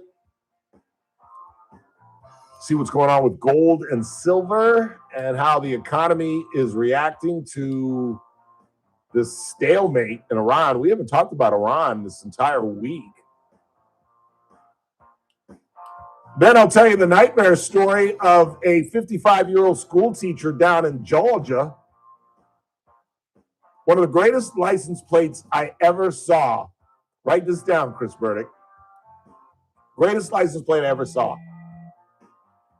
JAW JA. What does that say? Georgia. Georgia. That's awesome. Isn't that the greatest license That's cool. plate? I like that. I freaking love that. I sped up and honked at the guy and went, and he knew exactly what I was talking about. He's like, yeah, I know. Yeah, you talking about the plate? Yeah, I know. Georgia. That's exactly how they pronounce it. JAWJA. We going down to Georgia. Big time out. We're coming right back. It's TRBS. Let me answer this real quick. Uh-oh, Daniel Petrie. Uh-oh, we don't have a guest. No to pig's feet. As a wise man. I don't mind. It's a little fatty. My mother, as she was wont to do when I was a child, would try to fool me with stuff. She told me it was chicken. She tried to convince me because I hated liver and my mother loves liver. She would throw a bunch of onions and some bacon on it and try to tell us it was steak.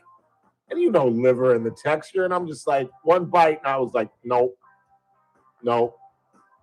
Why when we were young would our family make us eat stuff that we didn't want to eat? Like, I get the vegetables, but like, why would my mother want to shove liver down my throat? But that was the days back in then. You gonna eat what's on that plate. That's what you gonna eat. Or you not gonna eat. And I would cry and go back upstairs, hungry as a bear. And don't come back downstairs making no sandwiches, because I fed your ass. Don't come back down them stairs. You cry, baby. Quick time out. Coming right back. It's TRBS on Thursday, right here on News Talk 96.1 and AM 1230. And we're streaming live at KernRadio.com. Kern Radio, News Talk 96.1 and AM 1230, KERN. First Look with Scott Cox, mornings 6 to 9 a.m. On the Friday edition of the First Look program, we'll have some pretty much final notices in the local elections. There's so much sports going on with the NBA playoffs, Monaco Grand Prix this weekend. We got all of that, plus all the other state-of-the-art news, traffic, and weather. It's all happening 6 to 9 a.m. right here at News Talk 96.1 and AM 1230 KERN. News Talk 96.1 and AM 1230, KERN. I'm John Busby with Team Busby Real Estate. And I'm Jonathan Busby with Team Busby Real Estate. We just wanted to talk with you about what we do as a team. We do a great job for our clients. Some of the things that we do is when we represent sellers, we don't just put the transaction together. We do our homework and we check their FICO score, source of funds, where the money's coming from, and the job stability. Because what we don't want is to get you into an escrow and the escrow falls out because we didn't do our homework. With any sort of real estate need that you have, we can accommodate, whether it's residential, commercial, land, or multi-units. We have experience in all and can help you to a successful close. The background that we have is I was a lender for 5 years. And so I learned quite a bit as far as how to keep a transaction together. We don't just put it together and hope that it closes escrow. Nothing's 100%, but we do stack it in your favor. With any needs or questions with real estate, give us a call at 661-410-7355 or visit our website at www.teambusby.com. And we're back. And we're back. Yes, Rob and Bob are back on the airwaves. Rob and Bob. That's right. Well, not technically. Some contracts have taken longer than we thought. We're fighting with the man a little bit, but California Fruit Depot still wants us to tell you that the lemons are free. Yep. The oranges are ripe. Free lemons. Local nuts. Did I mention free parking? Smoothies. What about the big giveaway? An incredible staff. Yes, the big giveaway. Let's announce this right now for the first time ever. Yes. Free tank of gas to anyone who shops at Cal Fruit Depot. Some restrictions apply. You must spend $10,000 on the same purchase. That's like one tank of gas anyway. And get a free tank of gas. I will follow you to the gas station, top it off, it's maximum a $5 gift card. Maximum 5 gallons. So if you have a motorcycle, this could work out great for you. Think about that cost per mile. That's not bad. Only from Cal Fruit Depot. And that's $10,000 worth of pistachios or $10,000 worth of oranges. Think about it. CalFruitDepot.com. $10,000 offer has many restrictions, many of which you'll never reach. Please see our website for no details. Bye. Meet Paul Sheldon's client, Dr. Roland Rodriguez. Hello, this is Bakersfield General Surgeon Dr. Roland Rodriguez, client and friend of Mr. Paul Sheldon. It is my great pleasure and privilege to relate to all of you my absolute exemplary experience with Team Paul Sheldon. I have also referred a number of my colleagues to Paul Sheldon's office, only to receive the most stellar feedback from my doctor friends regarding the office's expert navigation through the complex maze that is Medicare. And even though Paul Sheldon himself is now facing some temporary health challenges, his longstanding and most experienced and expertly trained team of ladies, Christine, Kelly, and Lynn, continue to masterfully guide the clients through the complicated world of Medicare. You most definitely could not possibly do any better than to reach out to Paul Sheldon several months before turning 65. Thank you. When Medicare matters, our team has the answers. Team Paul Sheldon. 398-2298. Hey folks, Scott Cox here, host of the First Look with Scott Cox radio program. You are listening to the Ralph Bailey Show right here on News Talk 96.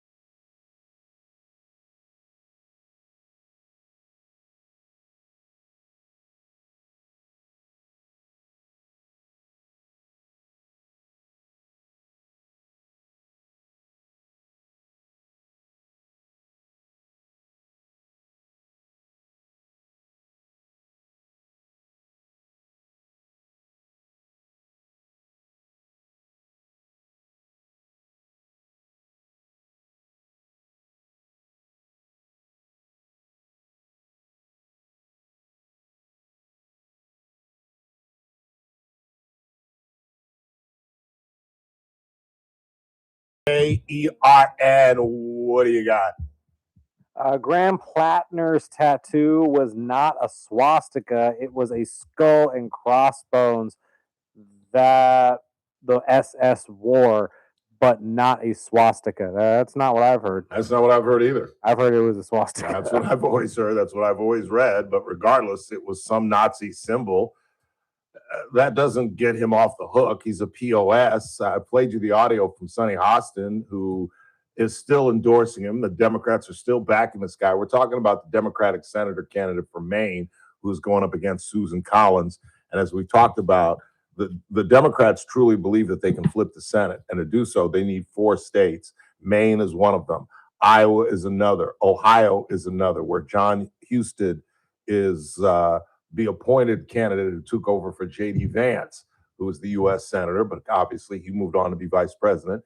And the governor there appointed John Husted, who has never been elected. And he's going up against Democrat Sherrod Brown, if that name is familiar. He was once the senator from that state and was defeated, I believe, by J.D. Vance. He's running again, and he's running ahead of John Husted, the Republican. So that's one state that they feel like they've got. The Democrats are pretty confident about Texas because of this idiot Ken Paxton that Trump has endorsed going up against a pastor in James Tellerico. They're in trouble in Iowa. Joni Ernst has stepped aside because of Trump again. And this is all coming up at a time when the president's trying to get an ICE bill passed, but they're having problems getting it through. And what happened today was Chuck Schumer tried to put the Republicans on blast and put up a vote with an amendment to get rid of the $1.8 billion fund. Now you say, well, wait a minute, Ralph, I thought you told us that Todd Blanche, the acting attorney general, who Donald Trump now has appointed to be the attorney general, has got to go through a confirmation hearing, which is going to be fun to watch, said that the fund was dead. Well, as I told you yesterday or the day before, how many of y'all believe that? How many of y'all believe that Trump is telling the truth and he says, I'm not going to challenge this anymore. We're going to let it go. That ain't happening. And Todd Blanche has said that openly, that it's dead. In fact, do we have Tom Tillis? Here is North Carolina Senator Tom Tillis. Well, even the AG has said that it's done. So I don't know why we just don't codify it so Democrats are not raising the speculation that it come back at some point. Because it is going to come back at some point. And why do you think Tillis is saying, then let's codify it. Let's make it into law. Because even the Republicans, Tillis is a Republican. And even they know that once this ICE, because this is the leverage they finally have. They finally had something that they could come to the president and say, we're not going to do this if you're going to do that. And he's finally backed off on that. And, Trump, he's a smart cat. What's his word? He'll say, yeah, okay, we're going to get rid of it. And what he'll say, he'll do the Godfather. He'll do the Godfather. Do you know what I mean by that, verdict? Actually, I don't. Where the Godfather will come to the meeting with Barzini and Tattaglia and say, I swear on the souls of my grandchildren that I will not be the one to break the peace. It'll be Al Pacino. But I, Marlon Brando, I swear on the souls of my grandchildren, I will not be the one to break the peace. And then they get up and he goes and hugs Tattaglia. And then he's driving in the car with Robert Duvall. And he says, should I check Tattaglia's men about their criminal records? And he said, no, it's Barzini. I said, you mean Tattaglia, right? He goes, no. I did not know until this night. It was Barzini all along. Tattaglia's a pimp. He could have never outdueled Sonny. But I didn't know until this night it was Barzini all along. Well, that's exactly what Trump's done. I'm not going to break it. But Todd's the one that gave you the word, not me. I never said I was going to put it away. That's Todd Blanche. And now he's got to go through a confirmation hearing? Woo! It's going to be fun to watch.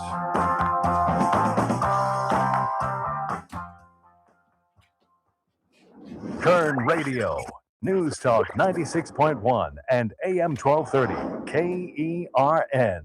I'm Ken Lormond in Washington. Former National Security Advisor John Bolton has agreed to plead guilty to a single count of retaining classified information under a deal with the Justice Department that could allow him to avoid prison time. Senate Republicans have cleared a first hurdle as they try to pass legislation to fund President Trump's immigration enforcement agencies. They rejected a Democrat effort to permanently block Mr. Trump from creating a nearly $1.8 billion settlement fund for victims of lawfare during the Biden administration. Republicans still face a gauntlet of Democratic amendments before the bill can advance. On Wall Street, mixed day, but a good day overall. Dow gained 875 points, S&P up 31. This is SRN News. Maybe this is YouTube. There's a Kern Radio, News Talk 96.1 and AM 1230, KERN. Headlines from the KERN newsroom. I'm Chris Davis. A decision on whether or not Sharon Cristina Cruz Wenches will be deported back to Mexico will be made once she serves her 3 years for sexually exploiting a minor into prostitution, say the feds. Cruz Wenches got that sentence this week. She was arrested on the charge by ICE while she was already serving a sentence in state prison. A 3-time child molester will not be getting out of prison. The decision was made after 71-year-old Patrick Romero's last parole hearing. The parole board says they believe he is still a danger to kids and to the community. The term that he's serving now is for molesting a 13-year-old girl at least twice at a garage sale back in 1996. Before that, he served 2 other terms for child molestation.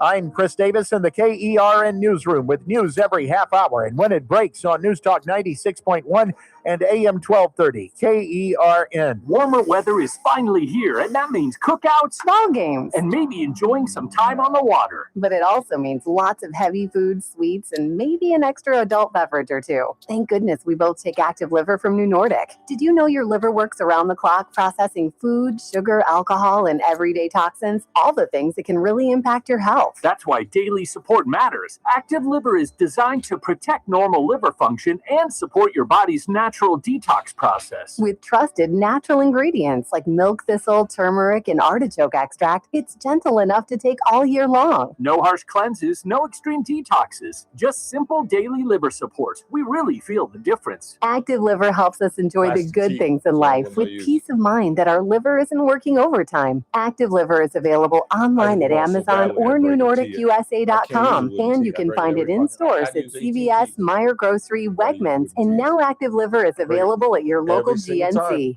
First Look with Scott Cox, mornings 6 to 9 a.m. On the Friday edition of the First Look program, we'll have some pretty much final notices in the local elections. There's so much sports going on with the NBA playoffs, Monaco Grand Prix this weekend. We got all of that, plus all the other state-of-the-art news traffic and weather. It's all happening 6 to 9 a.m. Later at News Talk 96.1 and AM 1230 KERN. News Talk 96.1 and AM 1230 KERN. Hey, it's JR Flores. Catch my show, The JR Show, starting at 1 p.m. Now back to the Ralph Bailey Show on News Talk 96.1 and AM 1230 KERN. And when it comes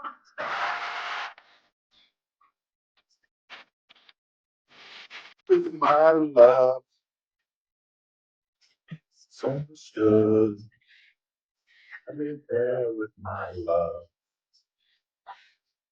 My love, does it go? Oh, whoa, whoa. Oh, whoa, whoa. My love, does it go? That was almost pretty. Almost. Mr. Flores handed this to me, just got this. Oh. We're having Chris Kelly on Monday. Very cool. I forgot about that. Thank God I remembered. From Hard Rock. And that's why I brought this up, because JR handed this to me, where because I'm starting to get nervous when Nick was like, he's still got to qualify. No, he doesn't. Manav Shah is headed to Shinnecock, and this is from Hard Rock. Let me just read this real quick. Hard Rock Casino Tejon is proud to announce a year-long sponsorship agreement with Bakersfield professional golfer Manav Shah, who recently qualified for the 2026 U.S. Open, scheduled for June 18th through the 21st at historic Shinnecock Hills Golf Club in Southampton, New York. As part of the sponsorship, Shaw will represent Hard Rock Casino Tejon throughout the season by displaying the Hard Rock Casino Tejon logo on his apparel and golf bag while competing in professional tournaments and major championship events, including the 2026 U.S. Open. The sponsorship will provide Hard Rock Casino Tejon with visibility on some of golf's most prominent stages while supporting one of Kern County's most accomplished athletes. A Bakersfield native, Shaw's qualification for the U.S. Open represents one of the most significant achievements by a local golfer in recent years and provides an opportunity to showcase Kern County on one of golf's biggest stages. Manav's journey from Bakersfield to the U.S. Open is exactly the kind of success story that deserves to be celebrated, said Chris Kelly, our guest on Monday, president of Hard Rock Casino Tejon. He has worked tirelessly to compete at the highest levels of professional golf while proudly representing Kern County wherever he plays. We are honored to support him as he takes the national stage at the U.S. Open and continues competing around the world. Wouldn't it be something if this kid was in the mix? I mean, it might be too much to hope that he wins the U.S. Open, but I guess that's what we should be shooting for. You shoot for perfection, and maybe you can capture excellence in the words of the great late Vince Lombardi, the greatest football coach, maybe the greatest coach who ever lived. But I just want to see him compete on Saturday and Sunday. I just want to see him make the cut. I just want to be able to, steal some audio. Here's Manav Shah of Bakersfield. Do you think if they bring him up that they'll bring up the hostage situation? Oh my God, I forgot to tell y'all a story. I've got such a horrible but funny story to tell. Because people just have big freaking mouths. I have, just out of nowhere, a play cousin, a friend of a daughter of one of my parents' best friends, called me looking for another mutual friend. We hadn't talked in 2 years, but she's getting married, and there's a mutual friend of ours, and I have her number, and we started talking. And I said, did you hear about what happened in our town? And she said, of course, Ralph, everybody heard about it, and everybody is thinking about you. And I said, well, I didn't get any phone calls from anybody checking to see if I'm okay. Why would we check on you if you were okay? Well, because I was one of the hostages. I was one of the hostages. Nobody's even called to see if I'm all right, if I've got PTSD or anything. And she goes, shut up. I go, yeah, I'm kidding. Well, I don't know what she did, but she went back and told her mother, and her mother then called my mother. And then at 6:15 this morning, brrr, brrr, Mom? Good morning, baby. It's your mother. Mother, hi, Mom. Baby, are you all right? Yeah. Why? Because I heard you were in that horrible situation. I said, Mom, I told Carla that I was joking. No, then I ended up telling her the truth, which is that's my bank. And I was just recently in there a couple of weeks ago with remember my whole card situation where I got, what happened? Well, how did that whole card thing start? Did I just lose it? No, you had gotten oh, that's right. a charge. I got a charge, but it was my own charge and I didn't realize it. Yeah.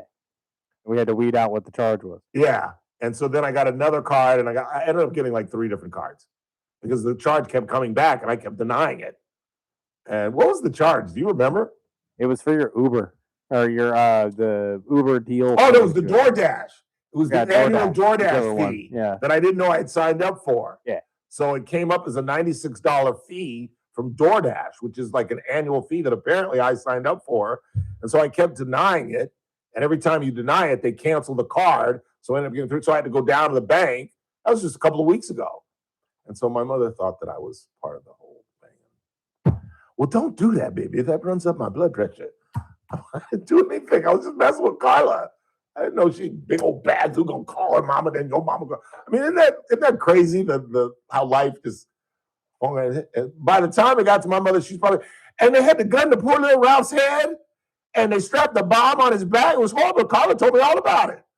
It's like, God, that's why they play that game. You ever played that? When you sit in a circle and you tell somebody, and by the time you tell somebody, Ralph Bailey flew a kite with an elephant with a Jeep behind it.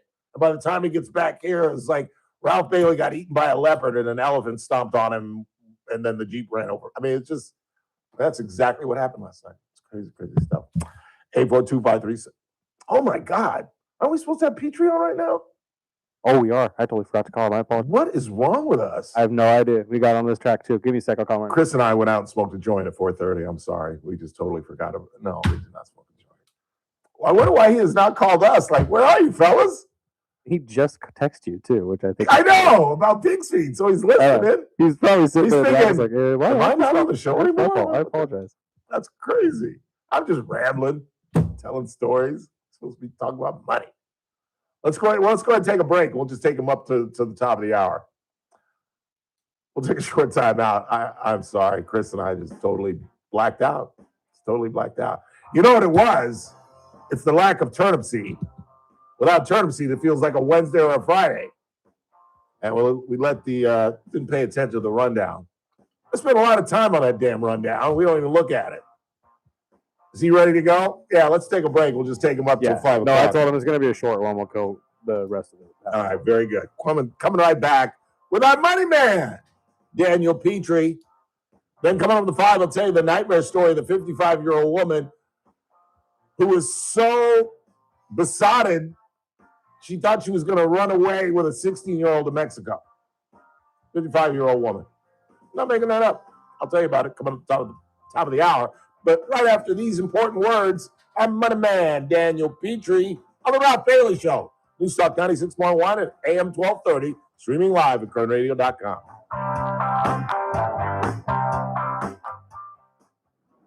Kern Radio, News Talk 96.1 and AM 1230, KERN. Finding great candidates to hire can be like, well, trying to find a needle in a haystack. Sure, you can post your job to some job board, but then all you can do is hope the right person comes along. Which is why you should try ZipRecruiter for free at ZipRecruiter.com/free. ZipRecruiter doesn't depend on candidates finding you. It finds them for you. Its powerful technology identifies people with the right experience and actively invites them to apply to your job. You get qualified candidates fast. So while other companies might deliver a lot of hay, ZipRecruiter finds you what you're looking for. The needle in the haystack. See why 4 out of 5 employers who post a job on ZipRecruiter get a quality candidate within the first day. ZipRecruiter, the smartest way to hire. And right now, you can try ZipRecruiter for free. That's right, free. At ZipRecruiter.com/free. That's ZipRecruiter.com/free. ZipRecruiter.com/free. ZipRecruiter. My name is Whitney Allen, and I'm a widow. My husband Ryan died. We never thought we'd ever have to use life insurance, but the unexpected happened. With Ethos, signing up was fast and 100% online. You can get a quote in seconds, apply in minutes, and get same-day coverage. No medical exams, and you can get up to $3 million worth of coverage. I'm grateful we were prepared. Get your free quote at ethos.com/term. That's ethos.com/term. Paid spokesperson. Time spent on application may vary. Online health questions required. The first Top Shelf Country cruise showed out. The bar's set at exceptional. Don't miss the second sailing in March 2027 aboard the luxurious Celebrity Summit, departing from Tampa with stops in Bimini, Key West, and Cozumel. Plus, performances from some of your favorite country artists, including Riley Green, Chris Young, Lord Elena, and Randy Houser. Our price guarantee locks in your best deal the moment you book. No surprises. Don't settle for anything less than Top Shelf. Honestly, I think he probably just doesn't know who he is because he hasn't followed the Corn Ferry Tour. Once he sees him on there, he'll probably recognize him a little bit more. You're getting older, and you're starting to worry about, will I have enough for retirement? Man, what about the money in the bank? That's probably what Kelly wants to talk about one day.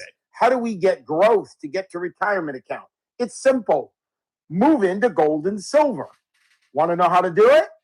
Listen to my show, Striking Gold, with me, Kenny Michaels. Hey folks, Scott Cox here, host of the First Look with Scott Cox radio program. You are listening to the Ralph Bailey Show right here on News Talk 96.1 and AM 1230 KERN. It's a Thursday. Time to head to 21st and Oak, offices of Messmaker and Petrie Wealth Advisors, to the forgotten man, Daniel Petrie. I don't know how the two of us just, you know what it is? It's the turnip seed factor. Without turnip seed, it seems like a Wednesday or a Friday or a Tuesday. It just doesn't seem like a Thursday without Mike. What happened to turnip seed? He's on vacation. Oh, well, that explains it. Yeah, he's going to be gone for a couple weeks. I must have missed that, and I didn't hear him on there, and I thought, what's going on? And then I thought, well, are they going to call me? And then... and then you hear me just rambling. Well, on the nuisance I am, I text you, of course, while you're doing the show, which... That was funny. Have you ever tried pig's feet? That's a no and a hard no. You've never even tried it? I haven't tried pig's feet. Has your wife ever cooked it? No. No? She's not a big pig's feet fan either? No pig's feet. Then you certainly wouldn't do chitlins then. No, I actually don't even know what chitlins are. I would call chitlins are pig intestines. It's like tripa, that Latinos put in menudo. I've had tripe before. Is that what that? Well, that's about the same thing. Oh yeah, I don't like that texture. I can't do that chewy. Yeah, that's gross to me. Yeah, I don't do that. I literally, because my mother was really good about cleaning, because obviously they're intestines, so she would clean them on a Saturday and cook them on a Sunday, or cook them at night. I literally couldn't be in the house, Daniel, when she was cleaning that stuff. It is a stench that is just, I'm just like, why would you eat this? And I would always give my parents crap, and they would just laugh at me. I would say, Mom, we ate this when we were slaves. I suppose because this was what was left of the pig. This is what they would give us: the pig's hooves, so we made pig's feet, and the intestines, so we'd make chitlins. But we are middle class now. Let's go have a steak. You know, my father did tell me if you get hungry enough, you'll eat tree bark. Yeah, I never guess so. tested that though. I've never been that hungry. I guess so. Speaking of hungry, have you been to? Go ahead. Yeah, have you been to Benji's recently? You know, if I have, it has been forever. I don't frequent. It's funny because that's such a Basque restaurant is such a big known factor in Bakersfield that I do not. You know, I've been to Wool Growers several times, but it's not something I regularly go to. Yeah, I need some help, you all, on what to order tonight. I'm headed there tonight. I heard you guys talking. I can do cow tongue, but it's not something that makes me, you know, get excited or anything. I've never tried it, and I know my boys are going to have it on the table, so I'm going to try it tonight. You know, marinated in something, you'll be all right. Well, don't they marinate it in vinegar? And I'm not a big vinegar guy. I know. Well, I'm thinking marinated in whatever you like. Barbecue sauce, tequila, I don't know what it is, but put it on there, you'll be okay. Yeah, I need some help, though. What should I order? You guys, you people are the Basque specialists. What should I order tonight?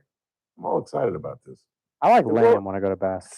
I love lamb. Well, there you go. I love lamb. Lamb chops at Wool Growers are fantastic. And you don't get lamb that often.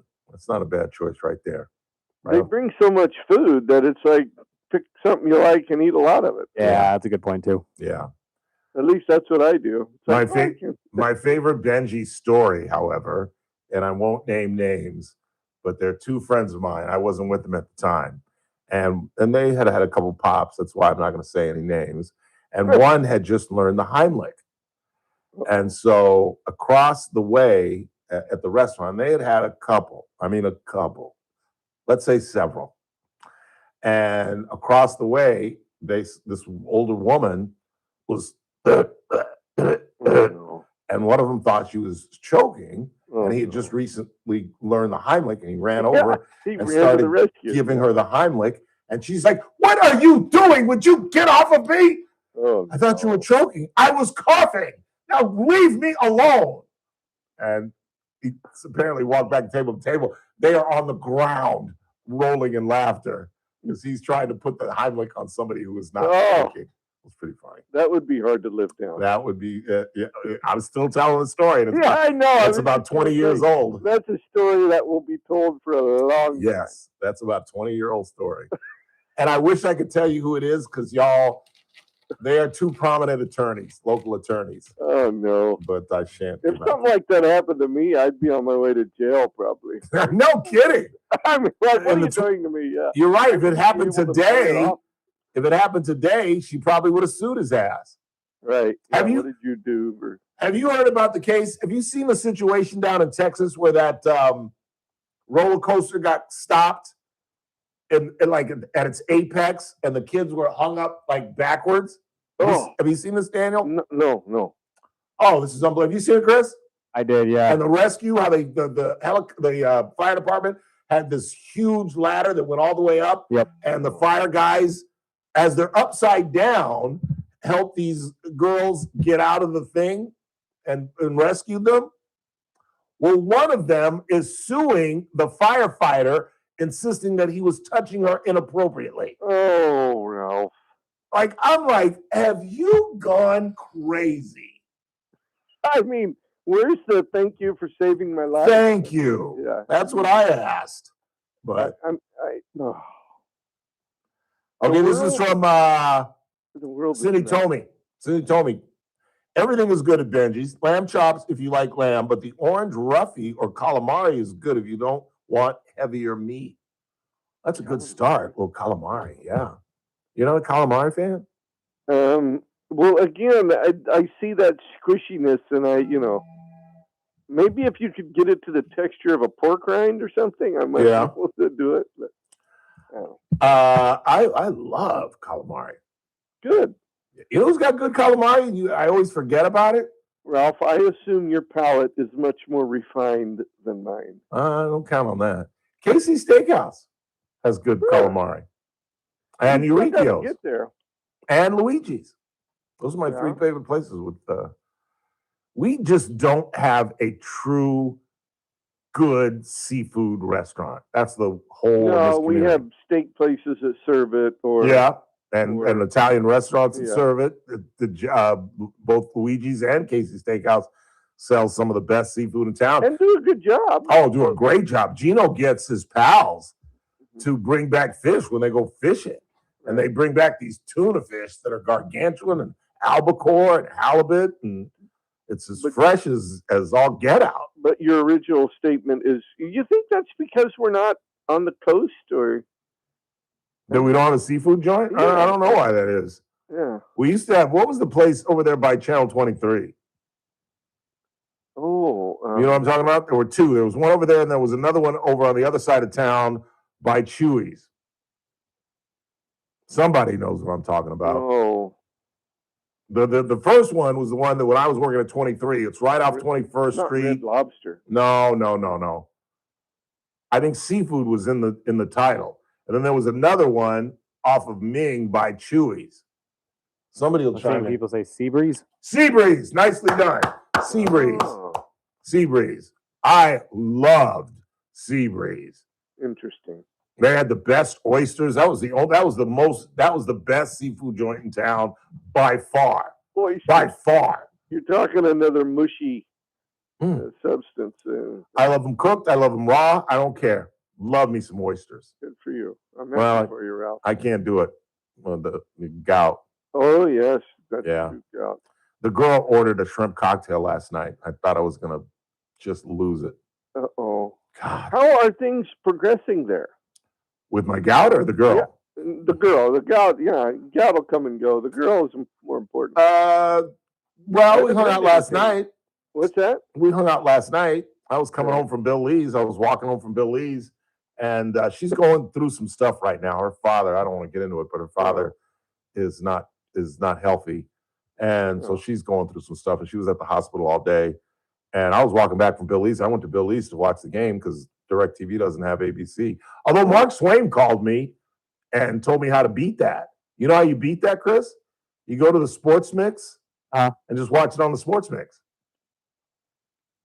You know the Sports Mix channel that has the six bars, just like the News Mix that I watch every day? Yeah. Well, the Sports Mix has it. I could have watched it there. But I went down to Bill Lee's and I was walking home and she was like, I just got back from the hospital. You want to go get something to eat? I was like, well, I've already eaten, but I'll meet you at KC's. And we met. There you go. Yeah. So, it's a good game. Although the Knicks surprised me. I thought the winner of Spurs and Thunder was going to roll over the Knicks. I did too. But Wemby looked awkward. He looked out of sync. He hasn't figured it out yet. I don't think he realizes who he is. Because when they need a bucket, he should just be like, just lob it. Just lob it. Yeah. Just let me go in the middle of the key and throw it up as high as you can. And let's see who gets it. And if he could put on 30 or 40 pounds. We were talking about that with Randizzle. Yeah, he's got to put on at least 20, 25 pounds. He needs a little weight. He's got to get in the weight room, and he will be a beast. But he ain't ready. He's not ready. I thought he was ready. After how he handled OKC, I thought he was ready. Imagine how good he'll be once he is ready. Yeah. And New York is about to go. I hope I can't imagine what it's going to be like in New York if they win this. Bonkers. They are mentally ready. I mean, the team looked locked in. I thought as easily as they rolled through the East that they're going to wake up to a juggernaut. They're going to struggle. And to make a comeback on the road, that's pretty damn impressive. Pretty doggone impressive. Yeah. I thought their guard maybe got hurt, and I thought, they're done. Yeah. But he played well. Yeah. We got a couple of minutes, so we might as well talk about money. Yeah, that is important. That's why we're on the show.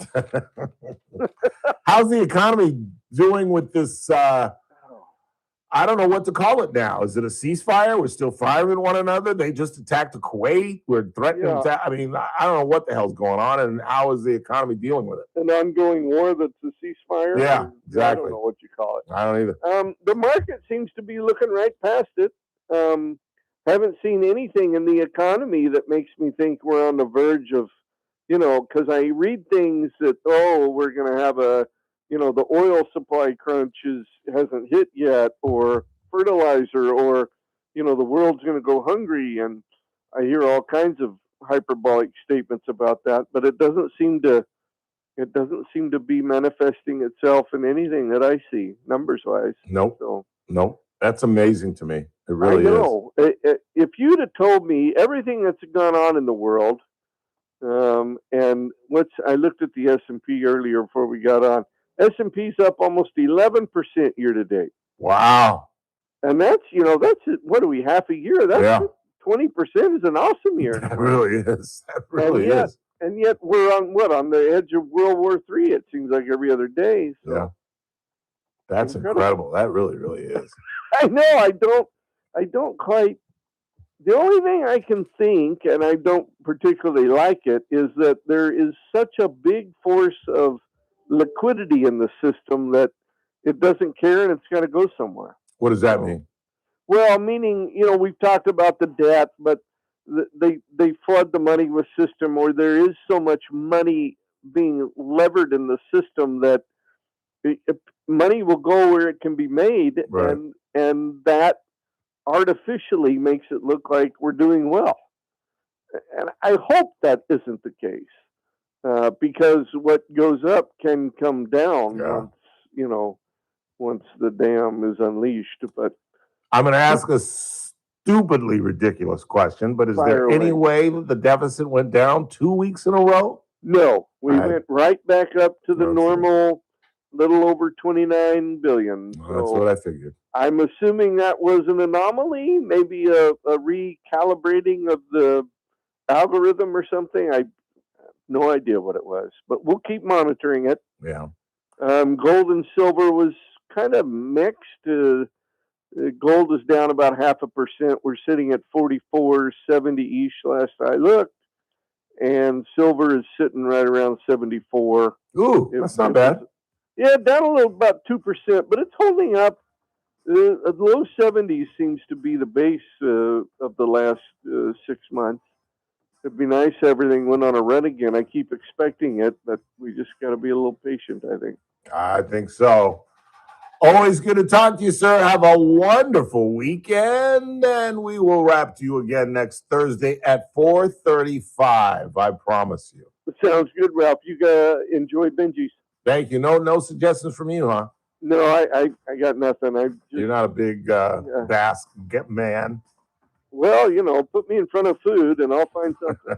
All right, very good. Okay. Take care, my friend. All right, bye, Ralph. Daniel Petrie, quick timeout. Head into the 5. It's TRBS on News Talk 96.1 and AM 1230. Don't go anywhere.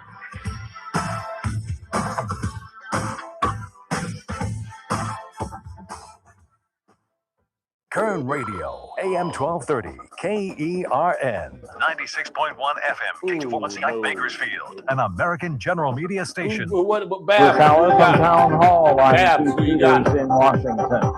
Senate Republicans have cleared a first hurdle as they try to pass legislation to fund President Trump's immigration enforcement agencies. Republicans rejected a Democratic effort to permanently block Trump from creating a nearly $1.8 billion settlement fund for allies who claim government persecution. Ohio Senator Bernie Moreno says the Democrats are trying to distract from the actual issue at hand. They are going to play so many games over the next 8, 9, 10 hours. Bring it on. Because what we will do today is we will make certain that communities are safe in this country. The bill would provide roughly $70 billion to fund U.S. immigration and customs enforcement and the Border Patrol. Ukrainian President Volodymyr Zelensky directly called on Russian President Vladimir Putin to end the Ukraine-Russia war and begin direct talks in a letter published on Thursday night. President Trump says he'd like for Volodymyr Zelensky and Vladimir Putin to find middle ground. They're going to both make compromises. I suggested those compromises. And, we've had a lot to do with it. We'd love to see they're two very good people. They're two very, incredible countries, beautiful countries. They've got us up. Former Trump administration National Security Advisor John Bolton has agreed to plead guilty to a single count of retaining classified information under a deal with the Justice Department that could allow him to avoid prison time. That's according to a person familiar with the matter. The deal would resolve a criminal case filed in October that charged Bolton with 18 counts of either retaining or sharing diary-like notes with family members. On Wall Street, the Dow up by 874 points. The Nasdaq dropped 23. The S&P advanced 30. More at townhall.com. Veterans and active duty service members, when your call to service ends, your mission doesn't have to. Go from GI to IT in just a few months at My Computer Career. Prepare for a high-demand career in cybersecurity, protecting people, systems, and institutions from real cyber threats. Cyber warriors are needed now. Will you answer the call? Go to mycomputercareer.edu/CWP to learn more. That's mycomputercareer.edu/CWP, an elite CompTIA certification partner. VA education benefits are available to those who qualify. When you're vacationing in your RV, there are some things you can always count on. Laying out on a hammock, waking up to birds chirping, and board games with the family. What? It's not cheating. Frank, you're scaring the kids. Oh, come on, guys. We're having fun. It's family time. With Progressive, your RV is protected 24/7, so you're prepared for whatever you don't see coming. Technically, it's a loophole. It's a children's board game. You're a grown man, Frank. Progressive Casualty Insurance Company and affiliates, not available in D.C. I can deal with the night. A fire at a... From the KERN Newsroom, your live and local news update. She may be deported for this one. I'm Chris Davis. A 3-year sentence has been handed down to a woman from Mexico who was arrested for the sexual exploitation of a minor, essentially pimping that minor out. And U.S. Immigration and Customs Enforcement says that woman was arrested while she was already in state prison. I know. Now, Sharon Christina Cruz Wenches is facing possible deportation from the U.S., and that would be after serving her prison time. A 3-time child molester will not be getting out of prison. The decision was made after 71-year-old Patrick Romero's last parole hearing. The parole board says they believe he is still a danger to kids and to the community. The term that he's serving now is for molesting a 13-year-old girl at least twice at a garage sale back in 1996 in Bakersfield. Before that, he served 2 other terms for child molestation. Before that, he was convicted of molesting kids in San Bernardino and Riverside County. A loaded semi-automatic pistol was found in the bedroom of a minor who was on probation, and that is a violation of that probation, say Kern County Youth Supervision Division officers. They were doing a check on someone who was on probation at a house on Niles Street in Bakersfield, and say they found that gun in the bedroom and arrested that person. Their name has not been released because of their age. And someone else with a history of trouble is doing okay as far as what the court says. That's former Kern County Supervisor Zach Scribner, who is on a mental health diversion and who has to report to the court every month and prove that he's getting counseling and complying with the terms of that diversion. And the court says for this month he's in compliance. He was accused of the sexual assault of a child while being high on drugs. I'm Chris Davis in the KERN Newsroom with news every half hour and when it breaks on News Talk 96.1 and AM 1230. KERN. Welcome to the rest well in a month from now. This Hollywood Big Shot's going to give you what you want. Too late. They start shooting in a week. I'm going to make them an offer again with you. The Ralph Bailey Show.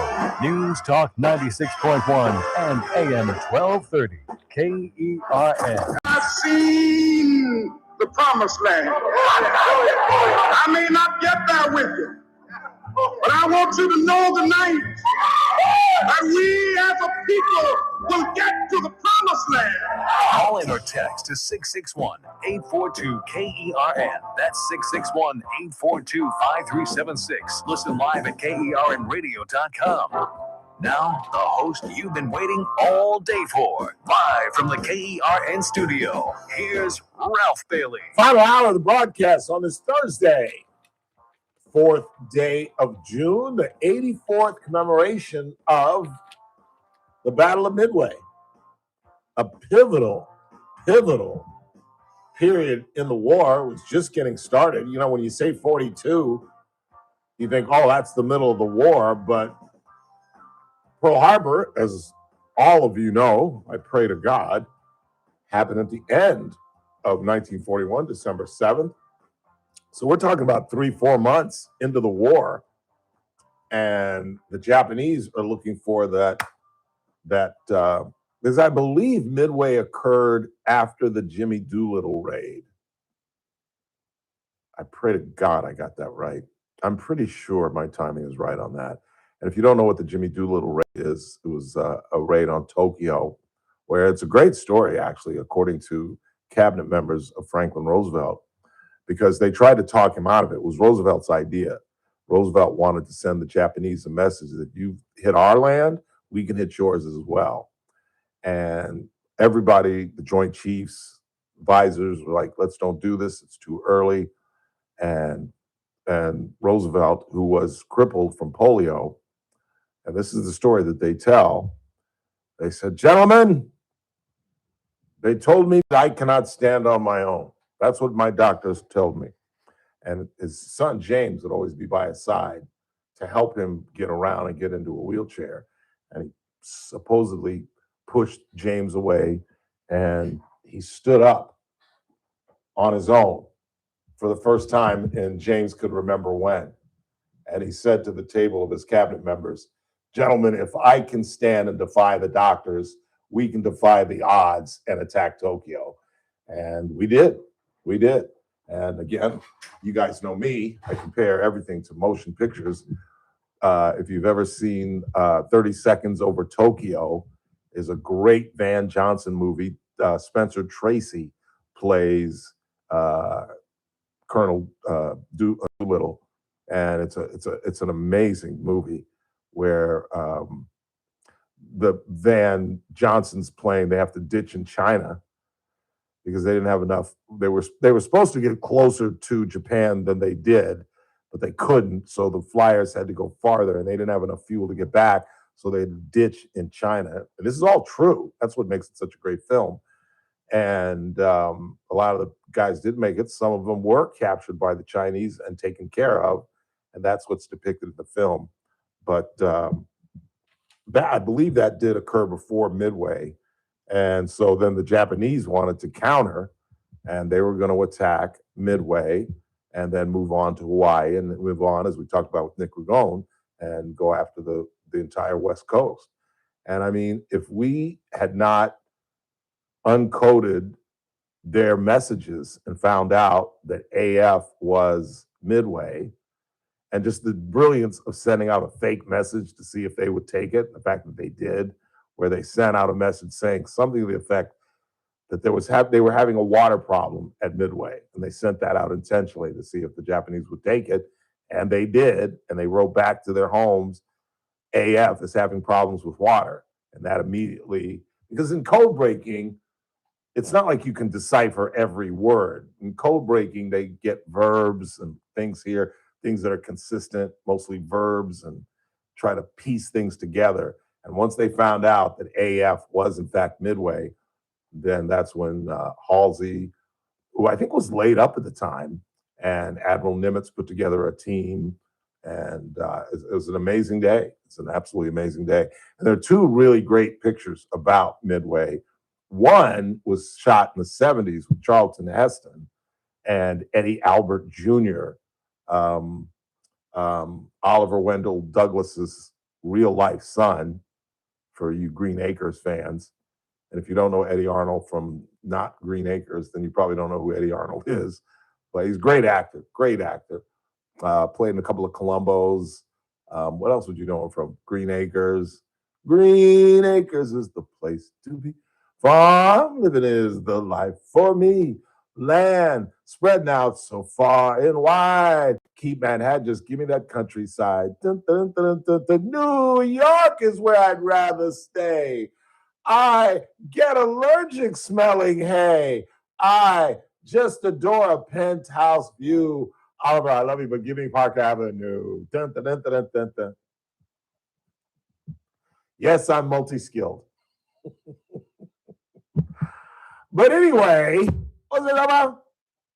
Eddie Arnold And Midway, the original movie with Charlton Heston and Eddie Albert's son, and Glenn Ford is in it. Henry Fonda's in it. And it's more really about Eddie Albert's son, Eddie Albert Jr., falls in love with a Japanese girl. It's kind of a very intellectual movie because it attacks one of the worst periods in American history, where Roosevelt, and I talked about this when I used to do my 2-minute editorial. They asked me to discuss this because the internment of Japanese happened, some of it right here in Kern County. And there was out in Mindanao, and there was like a anniversary of something, and they asked me to discuss it. And my take was, of course, Roosevelt was wrong. We gathered up local Japanese folks and interned them for fear that they might still have connections to the homeland. And I said he was wrong. I mean, you didn't bring me in here to tell you that. But what I would say, and I said this on television, be Franklin Delano Roosevelt in 1942. We've just been secretly attacked by the Japanese. What he did was wrong, but what would you have done? Really? You would have just let people that just recently got here from Japan, a country that just attacked us on our own soil, just run around and do whatever they want? Yes, we probably should have just investigated them instead of rounding them up like Native Americans and putting them on a Japanese reservation. But I defended Roosevelt. I think it's easy to look back and not be at the time. We talk about this all the time whenever I talk about history. It's one thing to know the history, but it's another thing to have been there or been a part of it, or at least understand where the world was at that time. And it doesn't excuse our behavior. It's one of the worst periods in American history, if you ask me. But and then there's the more modern Midway, which is more about the battles itself and how we basically ambushed the Japanese and were able to sink 3 of their aircraft carriers in one day, which is unheard of. And that absolutely flipped the script on the war. And I think Nick is right. I don't think it would have been interesting to see if they had tried to invade California, the West Coast. They could have taken over Hawaii, and that would have given them a launching pad to attack the mainland. But miracles are miracles, and Midway was a true miracle. Let's go ahead and take a break and come right back. And I got to tell you this story. You know what? I think I'm just going to read this out of the New York Post just so that I don't get any of the facts wrong. This 55-year-old woman, teacher, administrator, who thought she was going to run away to Mexico with her 16-year-old son, or 16-year-old student. I'm telling you, people, as I want to do, we are in a mental health epidemic, pandemic, crisis. We got 55-year-old school teachers thinking they're going to run away with a 16-year-old boy. Cuckoo, cuckoo, for Cocoa Puffs. Where do you hear about this lady? You need to hang around for this. It's a great story. It's a horrendous story, but it's a great story. Right here on the Ralph Bailey Show on Newstalk 96.1 and AM 1230, where we're streaming live at kernradio.com. Kern Radio. Adaptive. 1230 KERN. First Look with Scott Cox. Morning 6 to 9 a.m. On the Friday edition of the First Look program, we'll have some pretty much final notices in the local elections. There's so much sports going on with the NBA playoffs, Monaco Grand Prix this weekend. We got all of that, plus all the other state-of-the-art news, traffic, and weather. It's all happening 6 to 9 a.m. right here at Newstalk 96.1 and AM 1230 KERN. News Talk 96.1 and AM 1230 KERN. For months now, American General Media, a radio station that has 5 different stations on it, has depended on the folks at Adaptive Networks for all of our IT needs, as you should as well. Why? Well, they're incredible competence. They're geniuses in terms of IT. They're incredible just ability to react. And that is important for a radio station because, again, as I've talked about so many times, when we're down, you hear nothing. We depend on these folks, and their reliability is something. Customer service is what they depend on. And so if you're a business person, you need to be taking your IT very, very seriously. As we've been talking about for weeks now, cybersecurity is a major issue. Get on board with us, with the folks at Adaptive Networks today by calling at 661-241-0638. Again, that's 241-0638.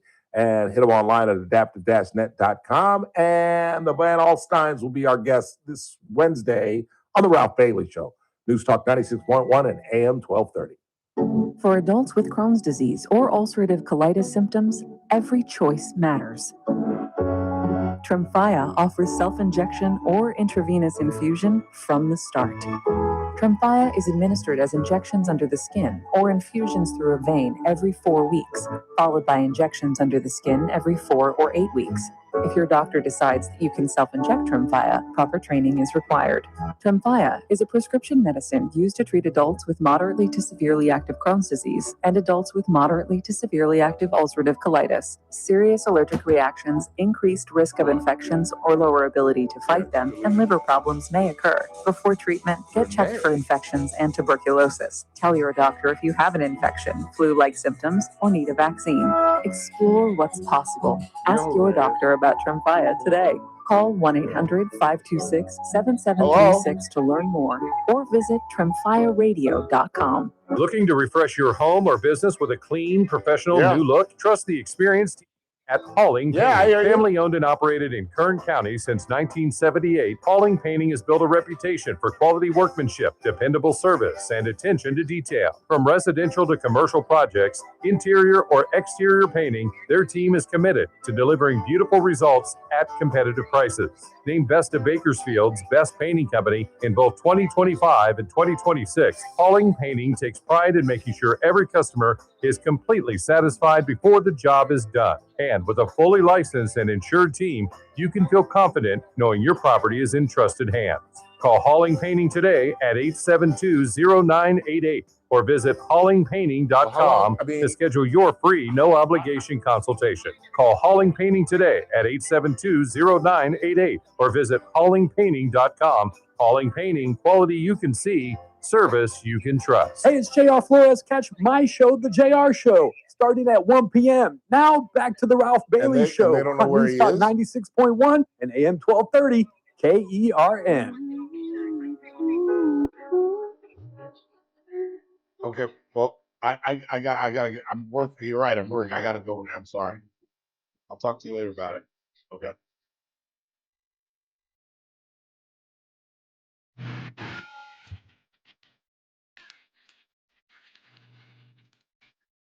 Or do I lead a weird life?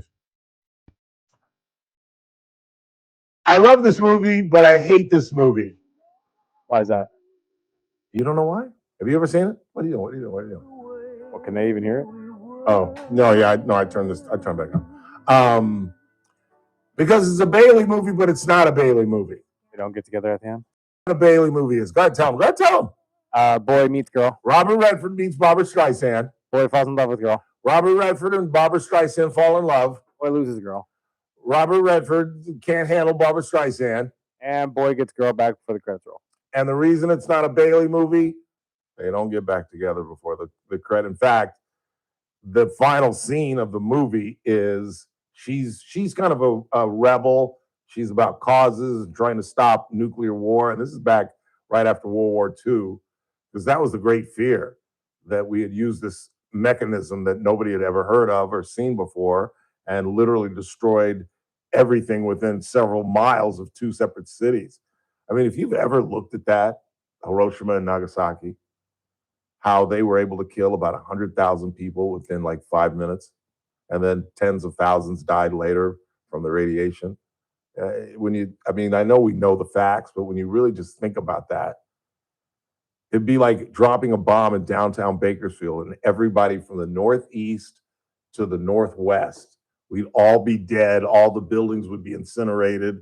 This entire town would be wiped out. It's mind-boggling. So the great fear was we're going to blow each other up sooner or later.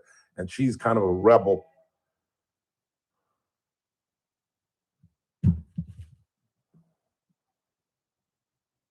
I'm sorry, I'm being drawn into something that has absolutely nothing to do with me.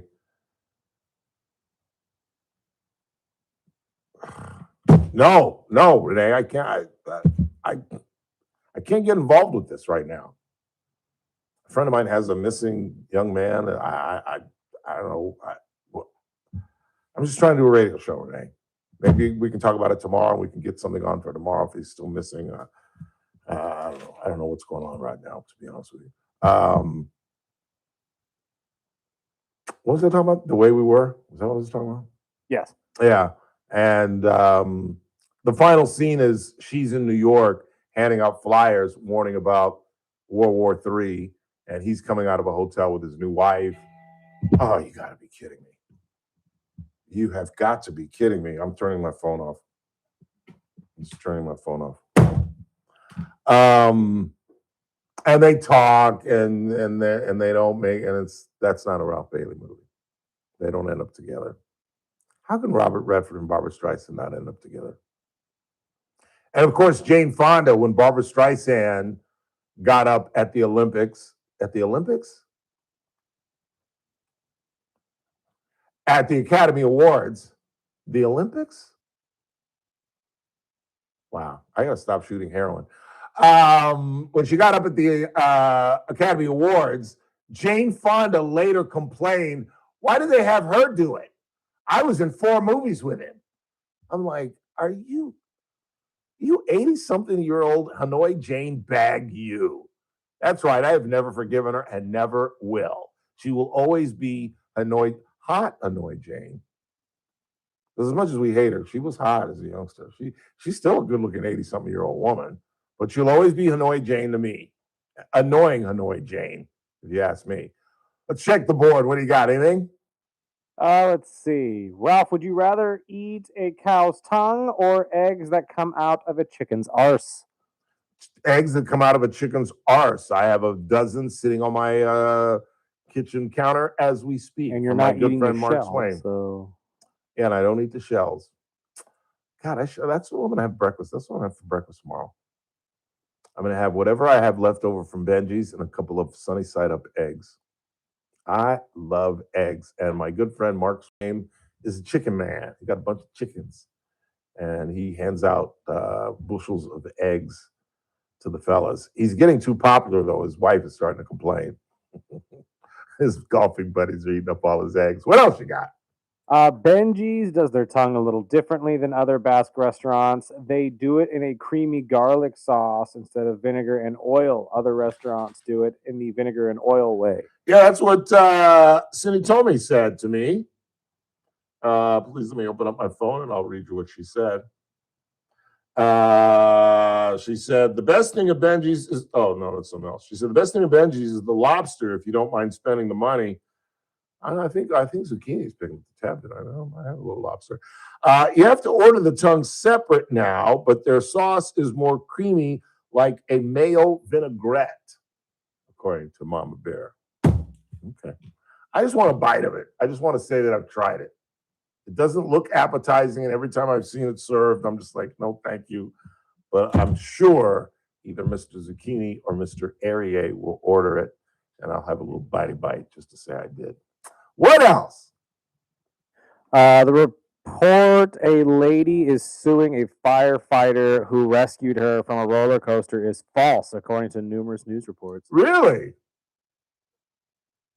Wow, I saw the package that the Texas station, I forget what city it was in. I think it might have been San Antonio.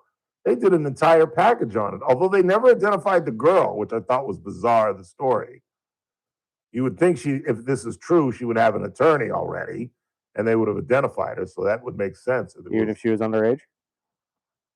If she's 16? Yes. Yes, there's no requirements. It's not, she's filing a lawsuit. She's not a criminal. Nah, I figured. I just was curious, because some of the times when you have stories like that, they usually redact the child's name. I hope it's not true, because have you seen the video of the rescue? Yeah, oh yeah. Oh my God. Make you never want to get on a roller coaster again. But I mean, that's what you walked away from with it? What I walked away from was saying, firemen, y'all are some badass mother sons of buns. I mean, these guys, how high do you think that thing was? That had to be like 100 feet in the air. And the females are panicked. I might have some audio actually. I'll look at the bottom of the hour and maybe come back with it.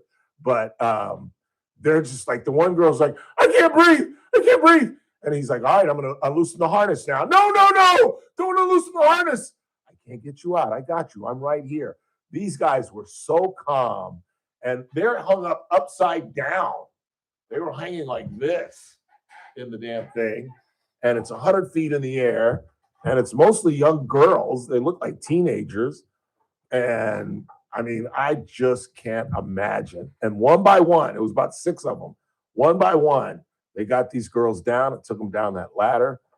Man, I just freak out because I am weird about heights. What is that? Vertigo? No, well, that's what some people get, but no, what is it when you're the phobia? When you a fear of heights? Acrophobia? Is that what it is? This computer is not listening to me today. Hey Siri, what do you call the fear of heights? You'll need to add contact information for height before I can do that. Siri, what phobia is the fear of heights? Acrophobia. Acrophobia, that's what I thought. Jennifer Pitcher has chimed in. Let's see what she's talking about. Maybe she's telling me what to eat tonight. If you haven't already, you should watch the HBO miniseries Chernobyl. It's really good. I have not watched that, but I might watch that. That was an interesting period. I was alive during Chernobyl. I don't think you were, and I don't think Miss Pitcher was either, or Miss Van Alstyne. I don't think she was either, but I was. What was that, about 80 something? Let's find out, shall we? Hey Siri, when was Chernobyl? When was the Chernobyl accident? It happened April 26, 86. 1986. Oh, that was a good year for Ralph Bailey. 1986 was a good year for Ralph Bailey. I was 24 years old. I started working at the Los Angeles Sentinel as a copy editor. I hated it, reading other people's stuff that I knew that I was better than. And so I stole a page out of Ben Franklin's book and started writing editorials to my own newspaper in a pen name. I used my grandmother's maiden name. I wrote it in as Sadie Green. And all of a sudden they started talking. I would write them constantly. And all of a sudden the editors started talking about this lady, Sadie Green. We got to find this lady, Sadie Green. She writes brilliantly. And I was like, what? And I said, you're not going to believe me, but I'm Sadie Green. And they're like, what? And I'm like, yeah, I told them the story. I said, Ben Franklin's dad was a printer, but he was a young kid, and they didn't know that Ben Franklin was Ben Franklin, so they wouldn't let him write. So I think Sarah Goodbe Here was his pseudonym that he used. Sarah Godbe Here or Goodbe Here, something like that. And I said, I did what he did. And I've been writing in to try to prove to you guys that I could write. And you know, they almost fired my ass. They had this huge meeting and they were going to fire me. And instead, they took me off the copy desk, made me a staff writer. 86 was a very good year for a 24-year-old cute boy named Ralph Bailey. Quick timeout, last half hour of the broadcast. I'll tell you about the 55-year-old school teacher when we come back.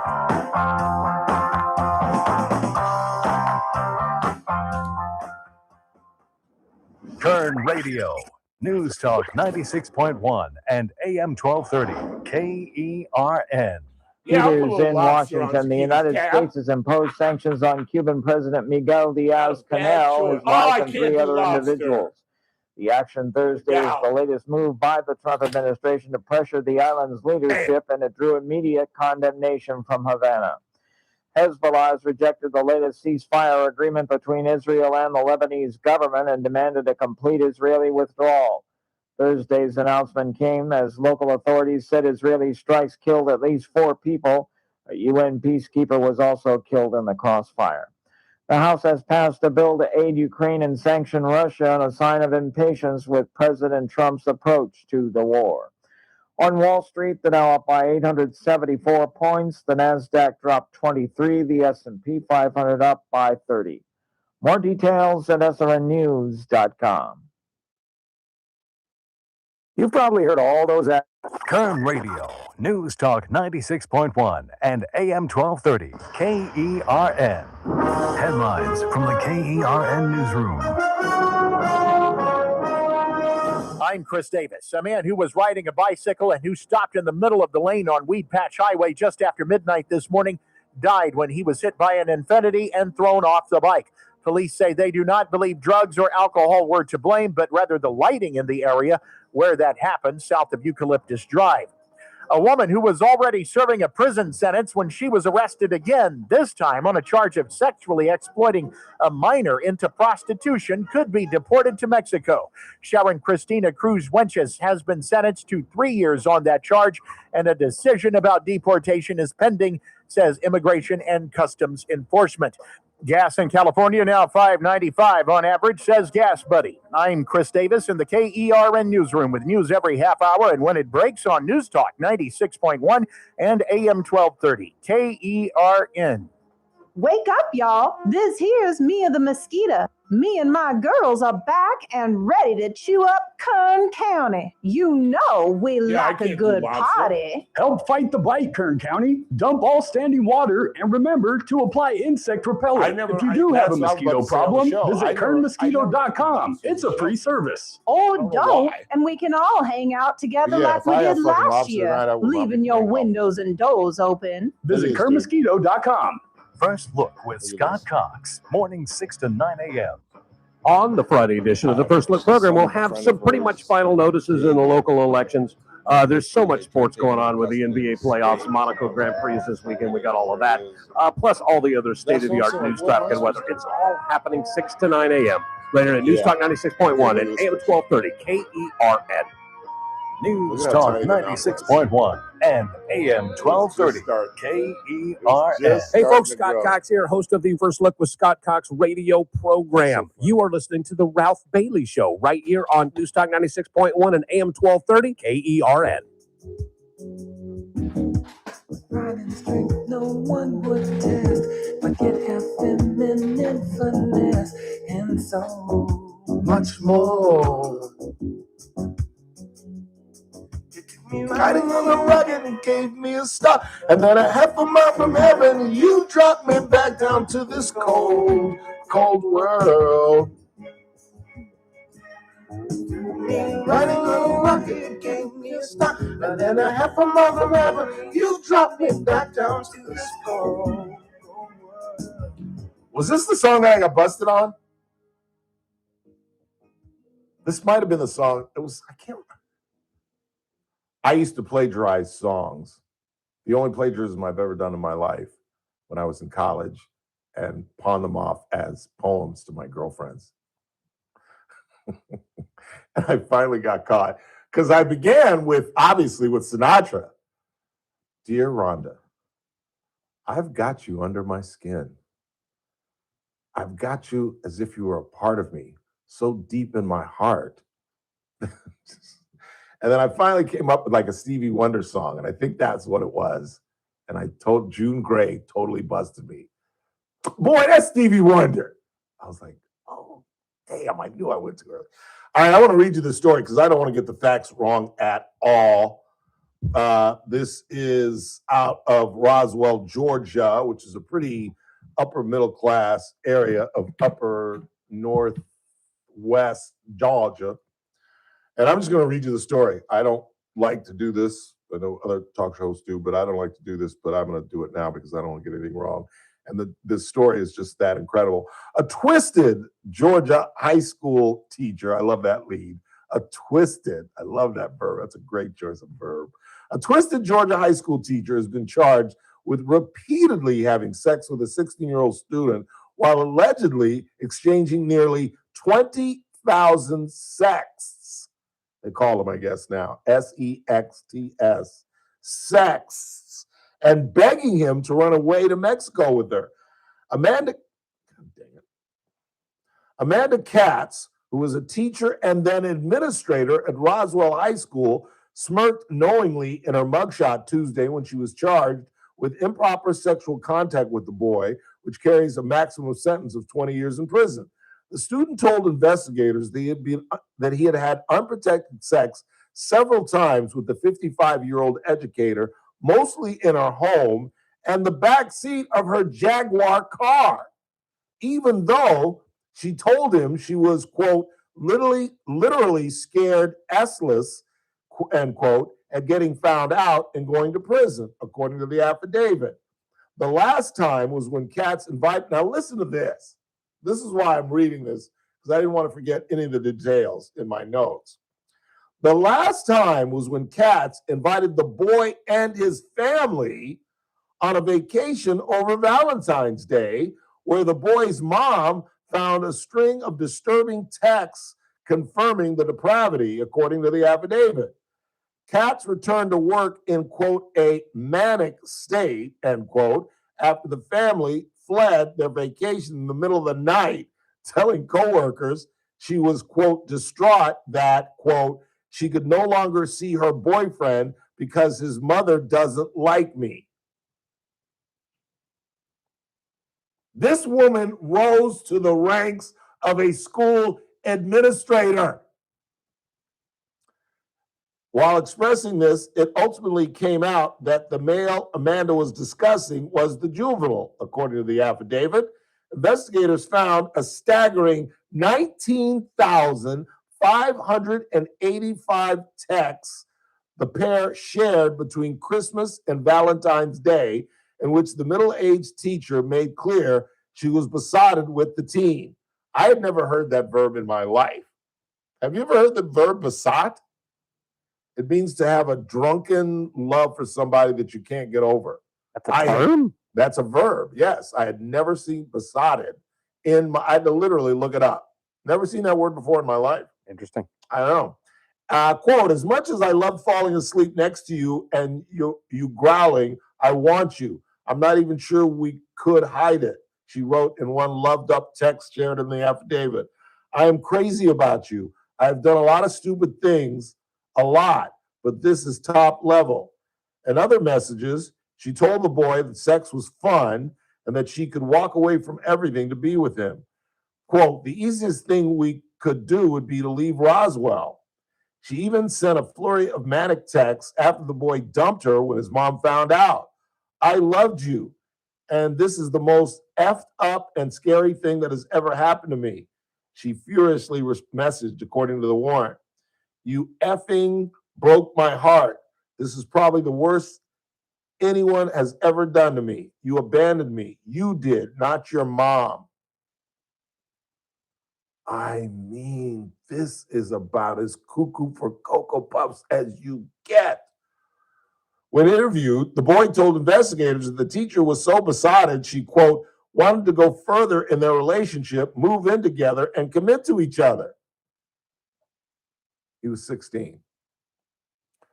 So what did she think he was going to tell her parents, his parents? Mom, Dad, I'm moving out, and I've got a girlfriend, and she's 55. Remember that vacation we went on Valentine's Day? I'm moving in with her. And what's he doing messing with a 55-year-old woman? I mean, 40, I get, but anyway. Katz had told him that she wanted to move to Mexico with him, but he did not want to do that, nor did he understand why she wanted to go there. Katz was put on leave during the initial investigation and resigned on April 30th, and a trial awaits her fate.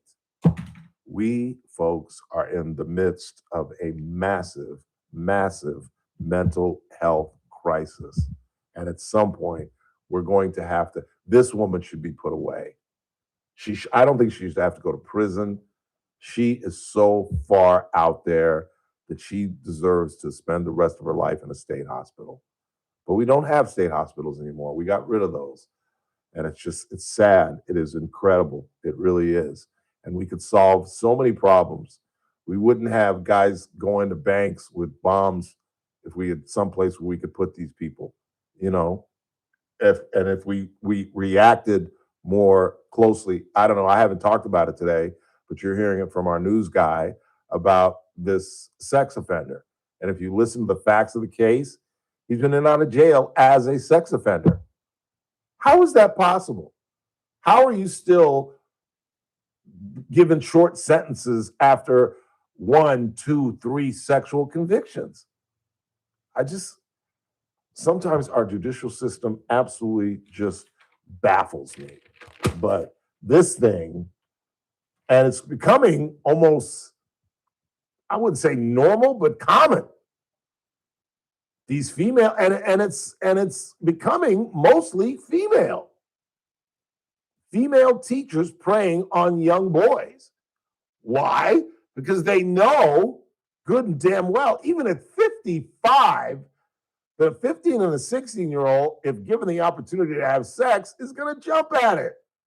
That's just the reality. I think it's a different scenario. We've talked about this constantly. You probably haven't liked my take on this, but it's a different scenario. I think for the man to get a 16-year-old woman, he has to groom her. You know what I'm saying? He can't just hit on her. But a 15, 16-year-old boy, all you have to say as a 55-year-old woman is, you want to come to my house and have sex? And I'm sorry, mothers out there that have 15 and 16-year-old boys who are saying, well, my son would say no. No, he would not. No, if he found her attractive, absolutely not. I'm sorry. It don't matter if she's 16 or 32. Chris and I remember what it's like to be 15 and 16. Oh, yeah. And when the wind would blow, we'd have to cover ourselves. I'm just saying. It is a weird time in a child's life. That when you start to realize what's going on, which is right around, for me, 14, 15, and then I went, it's all you think about as a teenager. You go to parties, that's the only reason you're going. You're not going to get high, you're not going to get drunk, you're going to hook up with some girl. That's all you think about. That's why I always mention the fact that I was a virgin until my sophomore year in college, because that's unheard of. That is unheard of. To the point where I used to lie about it as a teenager. I told my boys I lost my virginity the summer I turned 16. Biggest lie I've ever told. And I had just gotten over being a pathological liar because I had a problem telling the truth when I was like 5th, 6th, 7th grade. And I've told you the story. I finally got out, and I used to say that Jim Bailey was my brother. And it was just a name that I found in the NFL. And I used to tell the story. And one day, Ed Skelly, the smartest friend I've ever had, said, tell the story about your brother, Ralph. And it was something, I sensed something was wrong. Like, why is he volunteering me to tell? So, well, my brother plays for the Baltimore Colts. He's a defensive end. His name is Jim Bailey.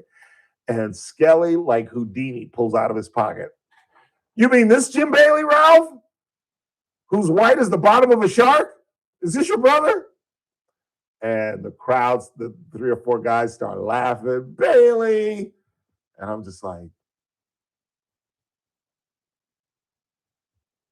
yeah, well, I'll start to stop this lying thing. I think I need to stop.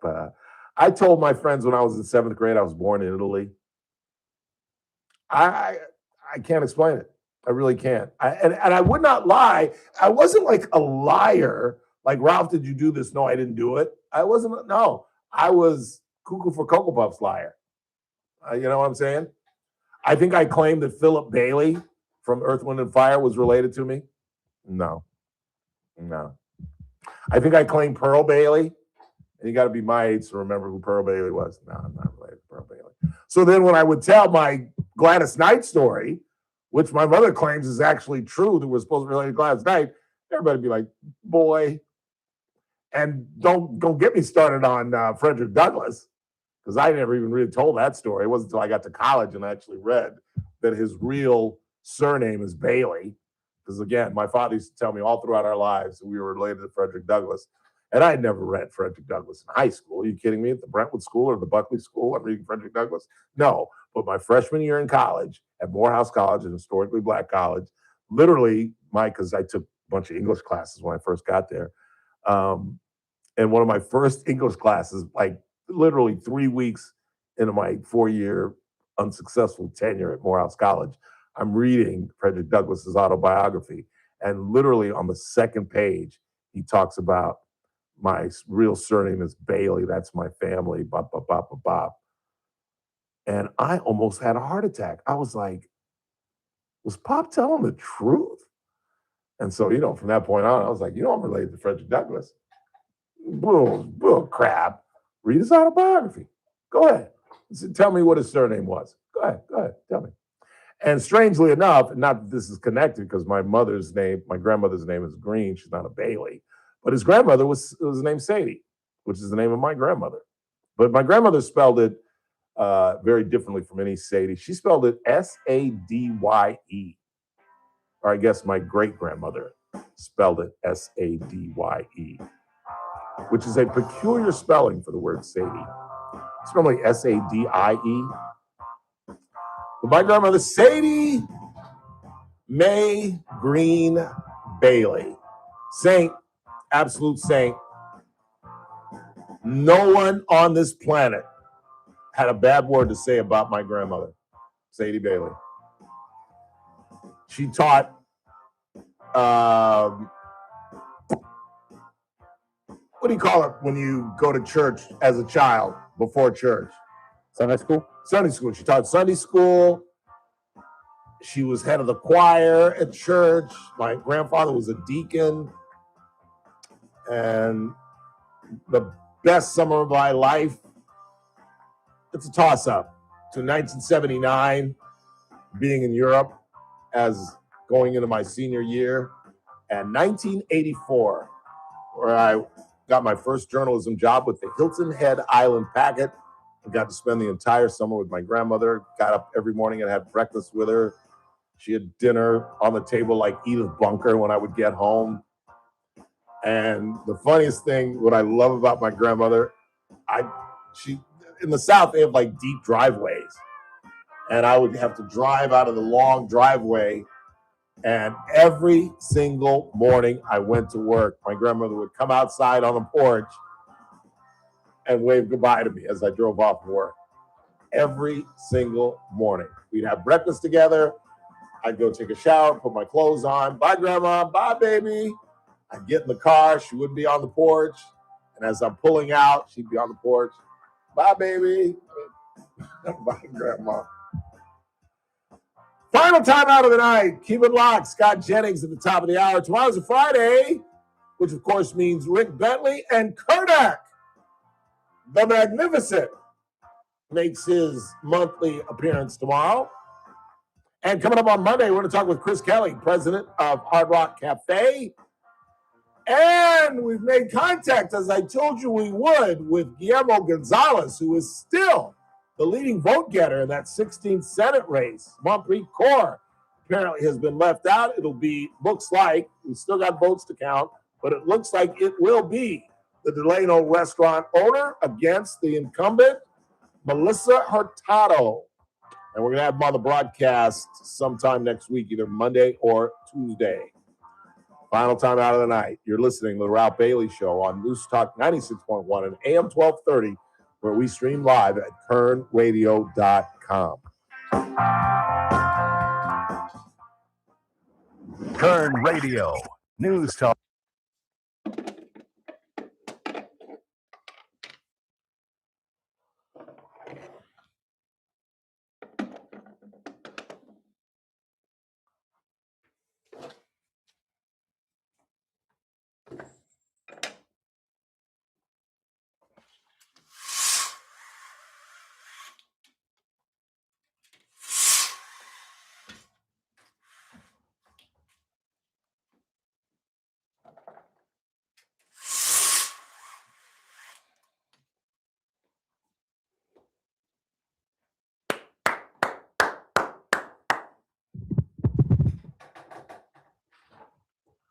Buzz, buzz, buzz, buzz.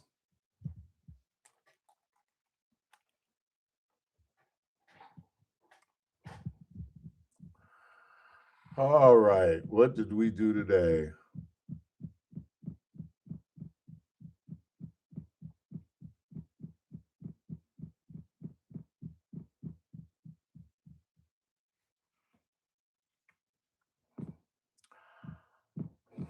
And why is the Claude Lemieux thing running so often? I hear that, because I'm starting to obviously listen to some other shows now, and I hear that Claude Lemieux one constantly.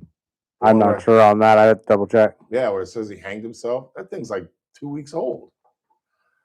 What do we do today? What do I talk about? What do I pump? I have no idea. I didn't really talk about anything breaking today.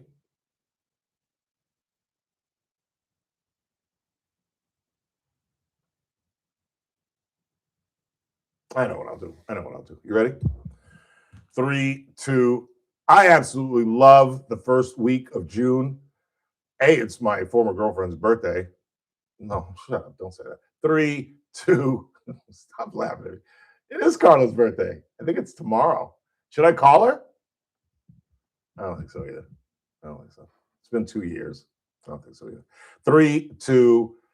I love the first month of June. It is really one of the most historic times of the year. During the first week of June, we're celebrating the 84th commemoration of the Battle of Midway. June 5th is the anniversary of Bobby Kennedy's death in 1968. And I hope you all know that June 6th is the commemoration of D-Day, the invasion of Normandy, one of the most historic weeks in American history. 3, 2. It's that man again. Look what's coming up on the Friday TRBS. Well, it's a Friday. Our good friend and KGT entertainment reporter Rick Bentley joins us, and our visitor from the East, Kernak, the Magnificent, along with me at 3. It's the Ralph Bailey Show on Newstalk 96.1 and AM 1230. I'll see you at 3.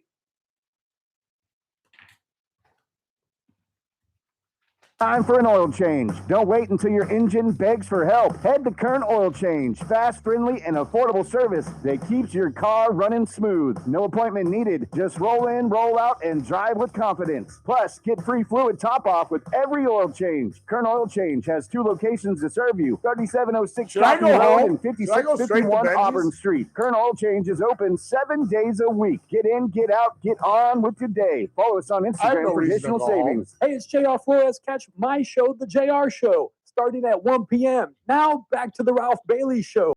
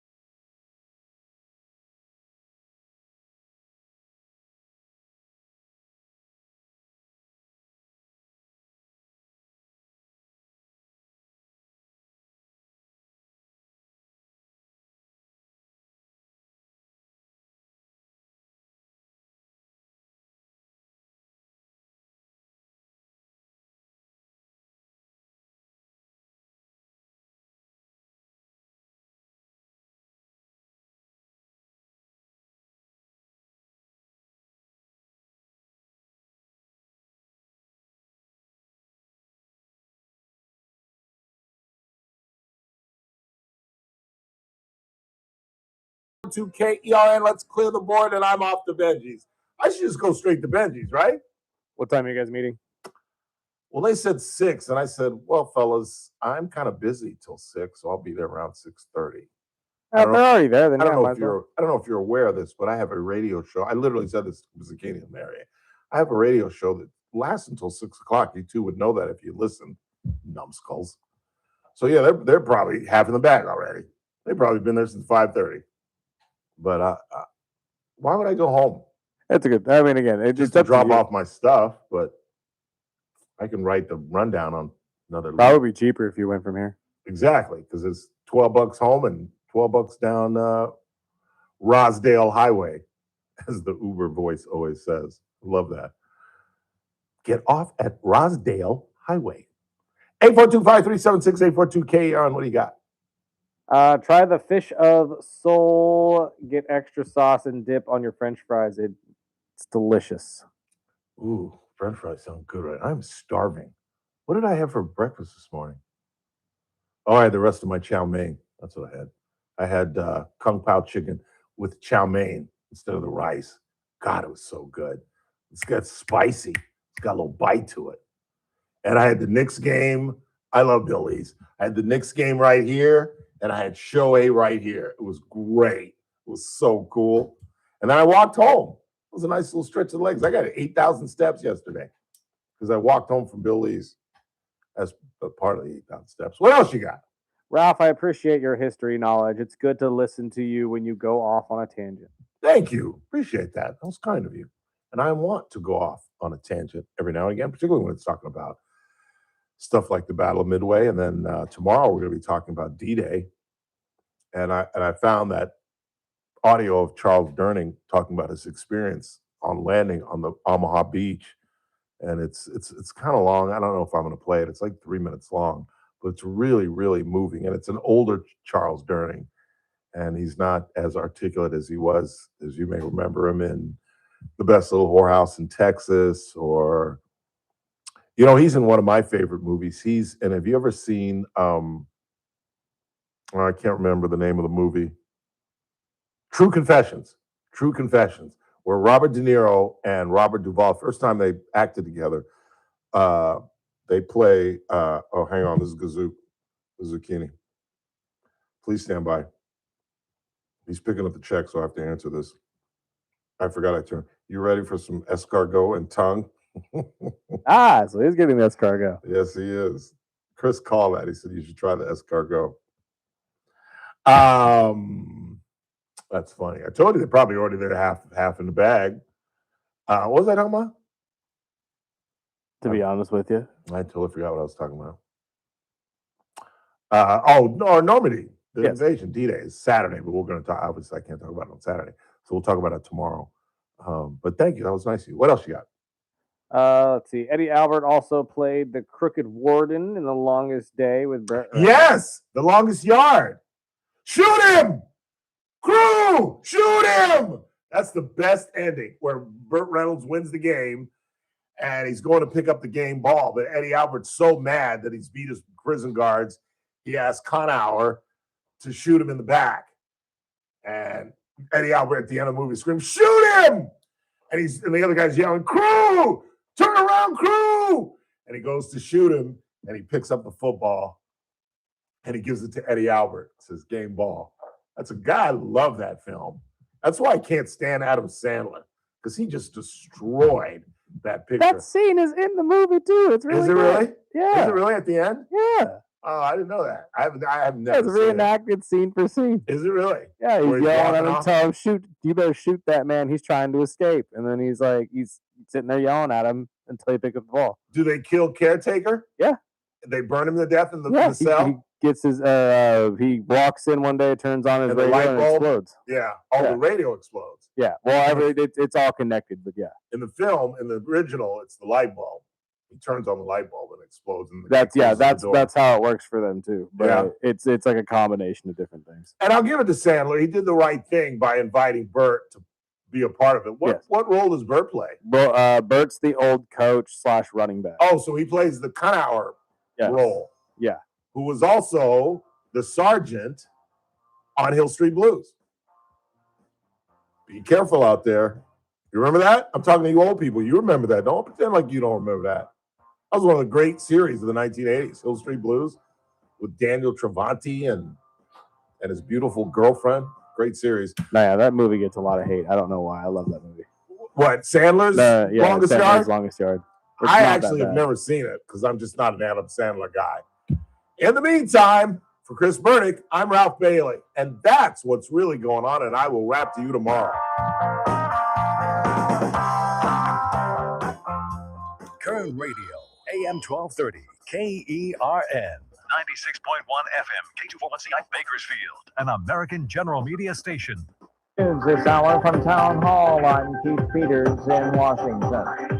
The latest ceasefire talks stall as Israel kills 4 people in southern Lebanon on Thursday, including a UN peacekeeper. Hezbollah has rejected the latest ceasefire agreement reached between Israel and the Lebanese government, demanding a complete Israeli withdrawal. Thursday's announcement came as Israeli strikes killed at least 4 people and a UN peacekeeper.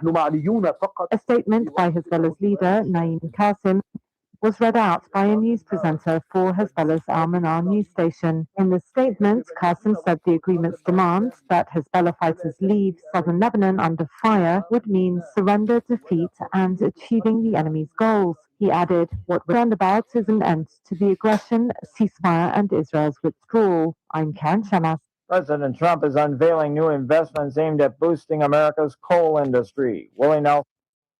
See you guys. Thanks for listening. Be with us tomorrow. Karnak, the Magnificent. And I am going to try the tongue. I'll tell you all about it tomorrow. Thanks for listening. We'll see you.